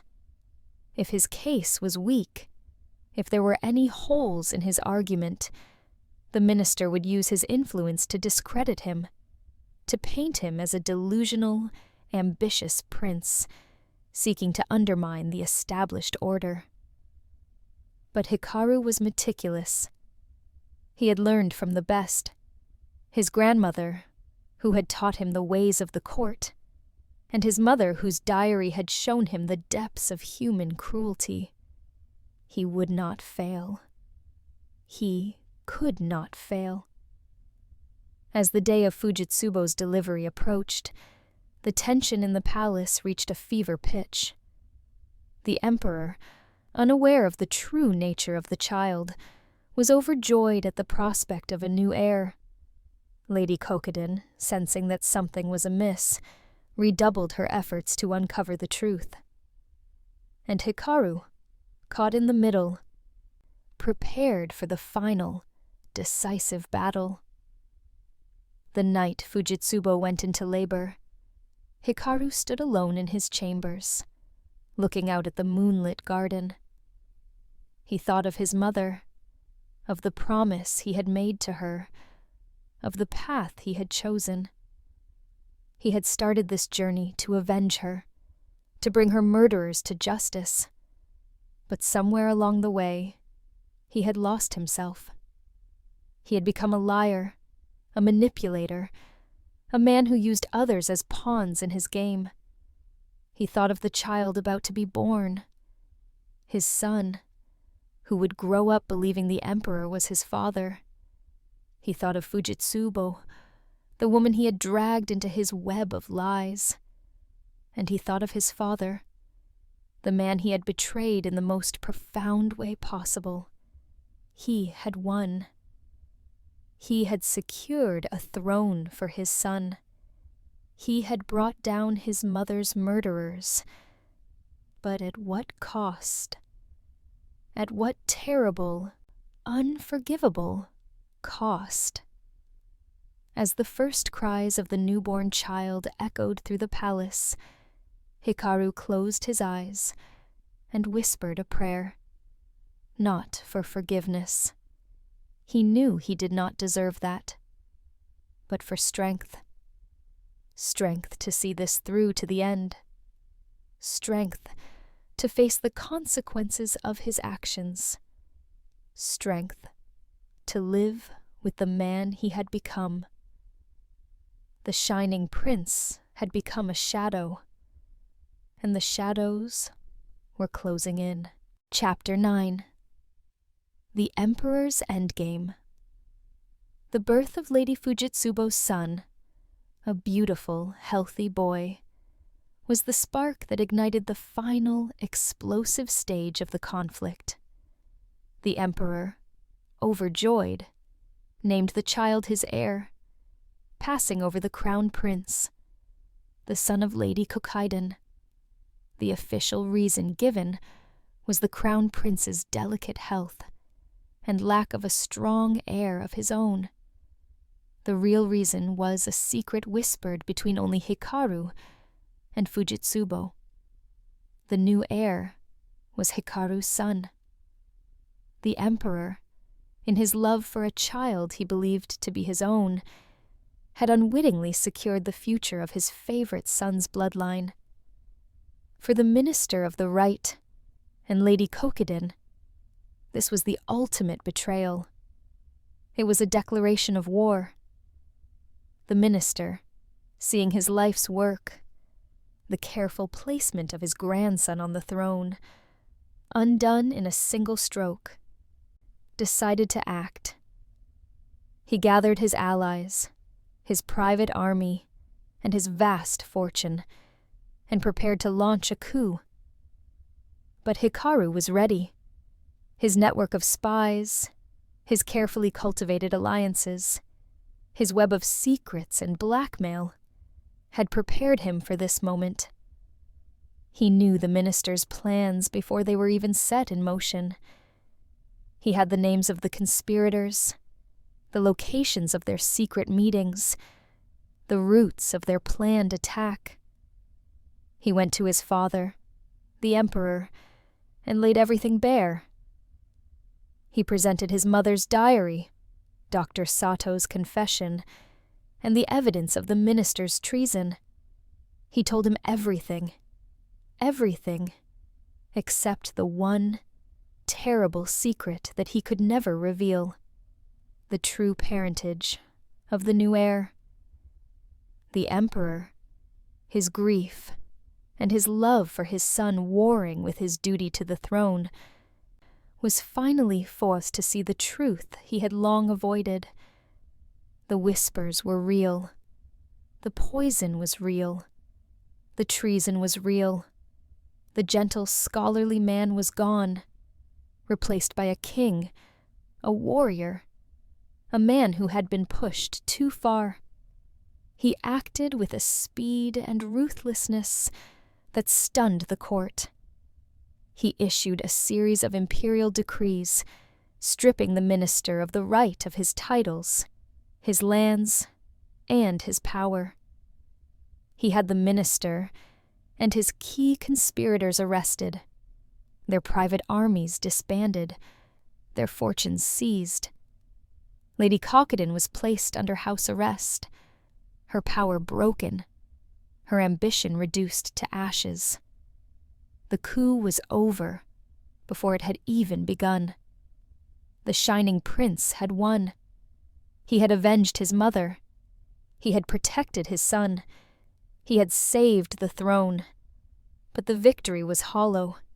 He had destroyed his enemies, but he had also destroyed his own family. He had betrayed his father, his brother, and himself. He had become a master of the game, but he had lost his soul in the process. In the aftermath of the purge, the emperor, his health failing, his spirit broken by the weight of his own actions, announced his abdication. He named Fujitsubo's son, his infant grandson, as the new emperor. He appointed a council of regents, led by men loyal to Hikaru, to rule until the child came of age, and then, in a final, shocking act of judgment, he sentenced his own beloved son, the Shining Prince, to exile. The official reason was Hikaru's role in the political turmoil, his immoderate ambition that had destabilized the court. The real reason was a secret that passed between father and son in a final, heartbreaking audience. The emperor, looking at his son, the man who had saved his throne, saw not a hero, but a reflection of his own failures. He saw a man who had been consumed by the darkness of the court, a man who had sacrificed his own honor for the sake of a tainted victory. The exile was not a punishment. It was an act of mercy, a chance for his son to escape the prison of the court, to find a different kind of life, a different kind of peace. Hikaru, his face a mask of cold, emotionless calm, accepted his sentence without protest. He bowed to his father, the man he had both loved and betrayed, and walked out of the throne room, leaving the whispers, the secrets, and the ghosts of the past behind him. He was no longer the Shining Prince. He was an exile, a man without a name, a man without a future, or so it seemed. Is this justice? Or is it the final, tragic move in a game where everyone has lost? Subscribe if you believe that power always comes at a price. Comment below. Did Hikaru deserve his exile? The final audience between Hikaru and the Emperor was a scene of profound, heartbreaking sorrow. They met in the Emperor's private chambers, a place that had once been filled with music and laughter, but was now a tomb of memories. The Emperor sat on a simple cushion, his face gaunt and pale, his eyes hollow with grief. He looked like a man who had aged a decade in a single year. Hikaru knelt before him, his head bowed, his hands folded in his lap. He said nothing. There was nothing left to say. "I know," the Emperor said, his voice barely above a whisper. "I know the truth. About the child. About Fujitsubo. About you." Hikaru's body went rigid. He looked up, his eyes wide with shock and fear. "Father, The Emperor raised a hand, silencing him. "Do not lie to me. Not now. Not after everything."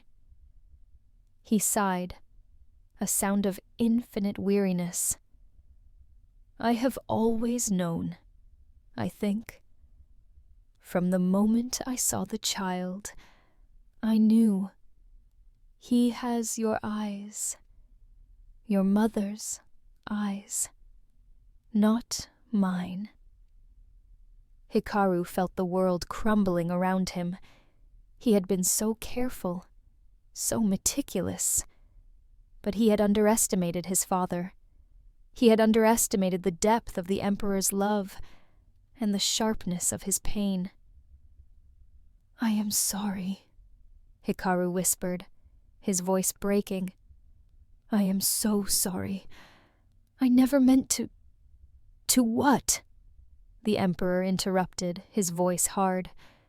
"To betray me? To dishonor your mother's memory? To turn this court into a battlefield?"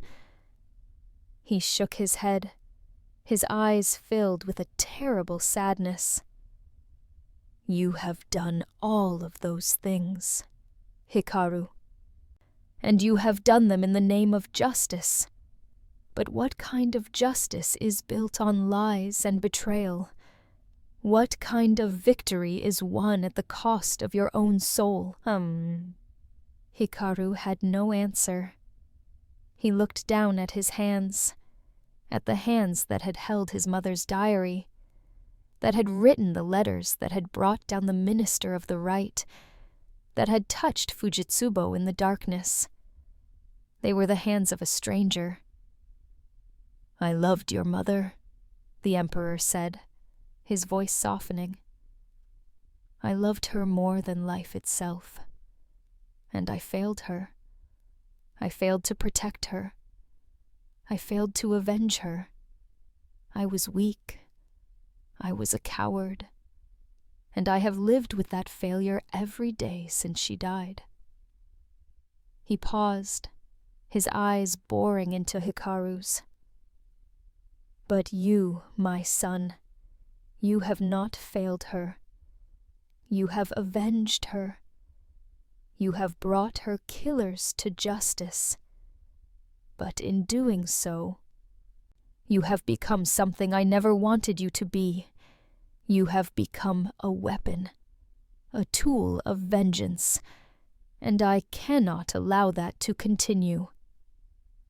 "So you are exiling me," Hikaru said, his voice flat and emotionless. "You are sending me away." "I am giving you a chance," the Emperor corrected. "A chance to escape this place, to find a different path, to become the man your mother wanted you to be.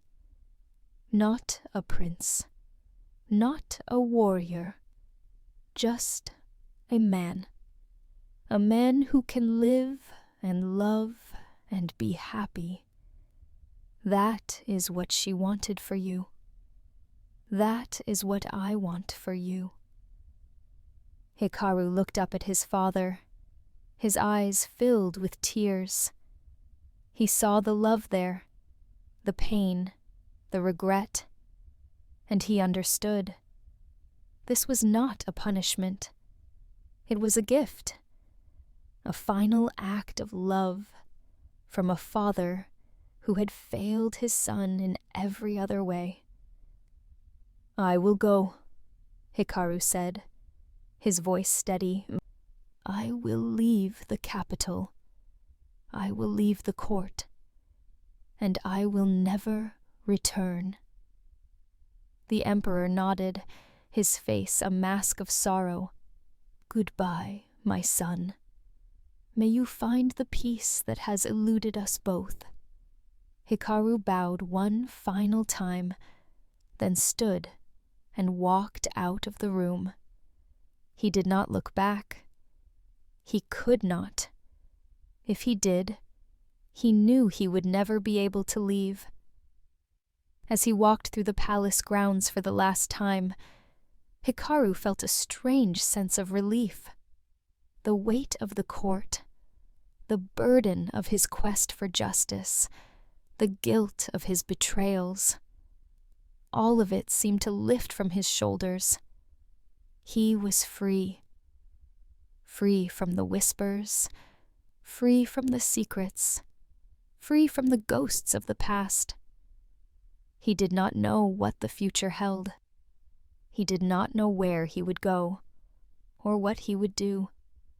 But for the first time in 10 years, he felt like he could breathe. The shining prince was dead, and in his place, a man was being born. The journey to Suma was long and arduous. Hikaru traveled with only a handful of loyal retainers, men who had served his grandmother and who had sworn to follow him into exile. They traveled by back roads and hidden paths, avoiding the main highways where they might be recognized. They passed through villages and towns, through forests and mountains, through a landscape that was both beautiful and alien to a man who had spent his entire life in the gilded cage of the court. As they traveled, Hikaru found himself reflecting on the choices he had made, the paths he had taken, the people he had hurt. He thought of his mother, of the diary, of the promise he had made to avenge her. He had fulfilled that promise. He had brought her murderers to justice. But at what cost? He had destroyed his own family, betrayed his father, manipulated his brother, and sacrificed his own honor. He had become the very thing he had sworn to destroy. He thought of Fujitsubo, of the child they had created, of the secret they would carry for the rest of their lives. He had told himself that he was protecting them, that he was doing what was necessary. But the truth was that he had used them just as he had used everyone else. He had dragged Fujitsubo into his web of lies, and he had condemned their child to a life of deception, a life where he would never know his true father. He thought of the crown prince, his brother, who had trusted him, who had believed in him, who had seen him as a friend and ally. He had manipulated his brother, turned him against his own mother, used him as a weapon in his war. And for what? For justice, for vengeance, or for his own selfish ambition? As they reached the coast, as he saw the vast, endless expanse of the ocean, for the first time, Hikaru felt a profound sense of emptiness. He had won. He had achieved his goals. He had avenged his mother, protected his child, and saved the throne. But he had lost everything in the process. He had lost his family, his honor, his soul. He was a man without a name, a man without a future, a man without a home. And as he stood there, looking out at the ocean, he wondered if it had all been worth it. If the price of justice was the loss of everything he held dear, then what kind of justice was it? If the cost of victory was the destruction of his own humanity, then what kind of victory was it? He did not have the answers. He did not know if he ever would, but as he turned away from the ocean, as he walked toward the simple wooden house that would be his home for the next year, he made a silent vow. He would not let the darkness consume him. He would not let the guilt and the shame destroy him. He would find a way to live with the choices he had made, to make peace with the man he had become. And he would find a way to honor his mother's memory, not through vengeance, but through redemption. The shining prince was dead, but the man who remained, the man who had been forged in the fires of grief and tempered by the cold steel of vengeance, was determined to find a new path, a path of healing, of forgiveness, of peace. It would not be easy. It would take time and patience and a willingness to confront the demons of his past. But he was ready. He was finally ready to begin. Chapter 10. Whispers of silk 1 year later. The world had shrunk to the size of a single, desolate coastline. Suma, a place of raw, untamed beauty, so different from the manicured, suffocating perfection of the capital. Here, the sea did not whisper. It roared, a constant, thunderous reminder of a power far greater than any emperor. The wind did not carry the scent of incense and intrigue, but the clean, sharp, unforgiving smell of salt and pine. For Hikaru, it was a place of profound and punishing peace. He lived in a simple wooden house, more a fisherman's hut than a prince's villa, attended by a few loyal retainers who had followed him into exile, their loyalty a quiet, constant reproach to the world that had cast him out. The shining prince was gone, a ghost of a memory. He had been replaced by a quiet, somber man who spent his days walking the beaches, his fine silk robes replaced by the rough, practical clothes of a commoner. He spent his days painting the relentless waves, trying to capture their wild, chaotic energy on paper, a futile attempt to impose order on the turmoil in his own soul. He was trying to make sense of the wreckage of his life. He had aged beyond his 20 years. There were threads of silver in his dark hair, woven there not by time, but by grief and guilt. His eyes, once so bright with charm and purpose, now held the deep, melancholic wisdom of a much older man. He had seen the worst of the world, and the worst of himself, and the knowledge had extinguished the light in his eyes. Letters from the capital arrived with the fishing boats, precious, painful links to the world he had lost. They were from Fujitsubo, written in her elegant, careful hand. She told him of their son, the infant emperor, who was thriving under the regency of a new, more honorable council. She told him the realm was at peace. The purge had been brutal, but from the ashes, a new order was rising. The cost had been high, but the kingdom was healing. He would read these letters on the shore, the paper rustling in the sea breeze, the words a bittersweet comfort. His son was the emperor. The thought was both a comfort and a torment. He had secured a throne for a kid who would never know him as a father. He had brought peace to a nation by sacrificing his own. Was it worth it? He asked himself that question every day, with every crash of the waves against the shore, and every day the answer was different. One afternoon, He walked to a small, local shrine that clung to the cliffside, overlooking the sea. It was a humble place, a simple wooden torii gate and a small stone altar dedicated to the spirits of the water and wind. He left a small offering of wild flowers and fragrant wood. It was not for the local gods. It was for his mother. He stood there, looking out at the vast, indifferent expanse of the ocean, and for the first time, he thought not of her murder, but of her life.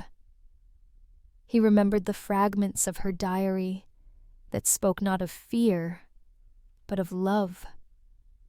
Her love for the emperor. Her overwhelming, all-encompassing love for her infant son. He saw her not as a victim, a ghost demanding vengeance, but as a woman who had loved fiercely, who had found joy in the midst of sorrow. And in that moment, a profound realization washed over him, as cleansing as the sea spray on his face. His mother would not have wanted this.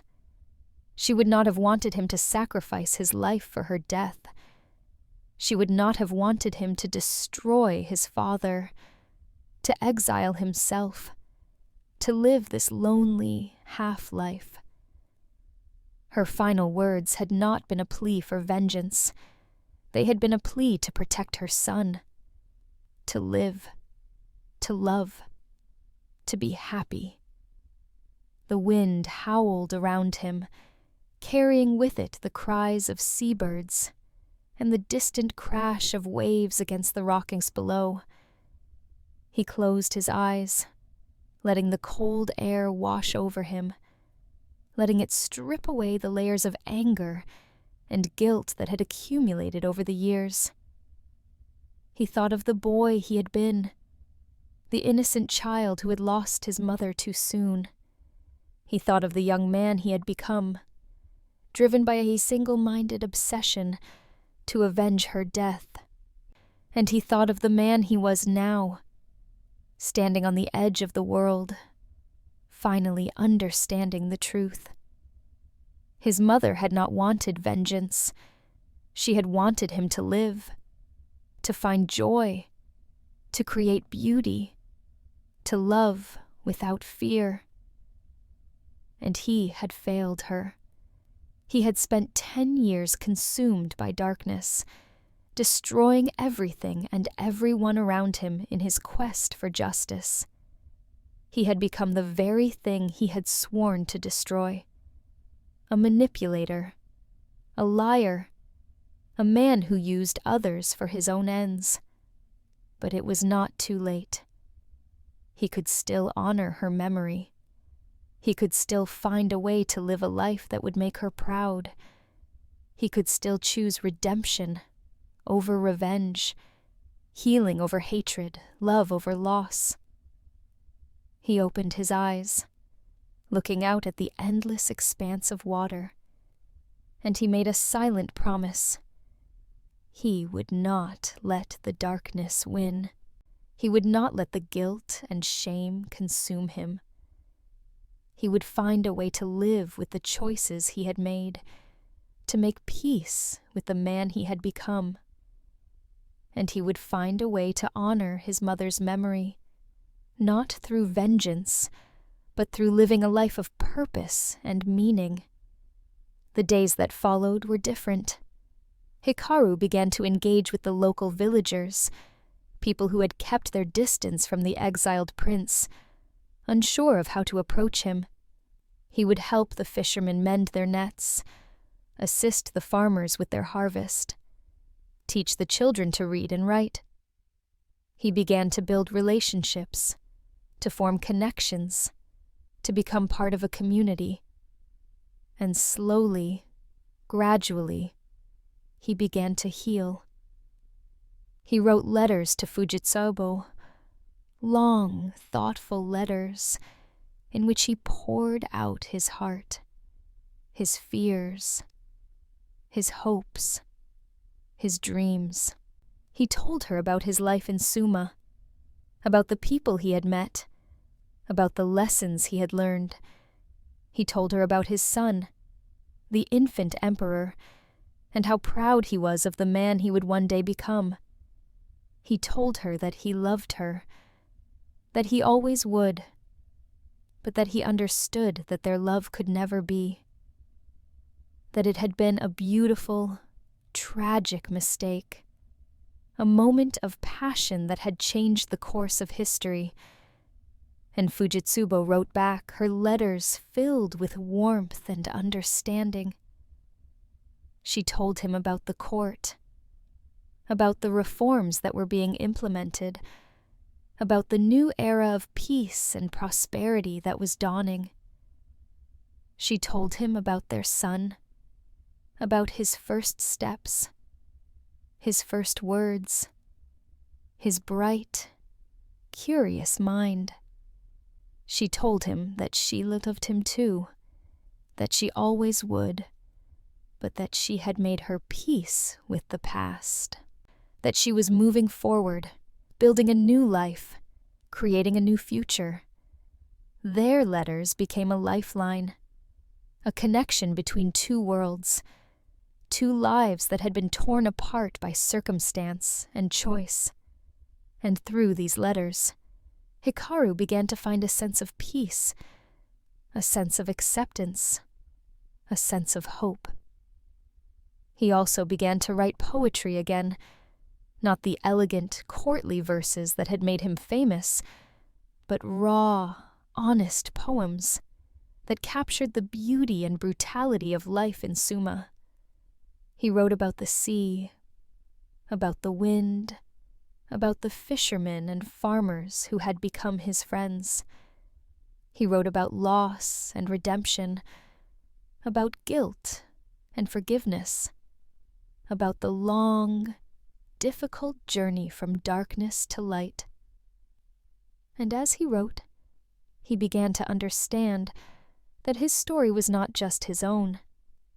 It was the story of every person who had ever made a mistake, who had ever been consumed by anger or grief, who had ever lost their way.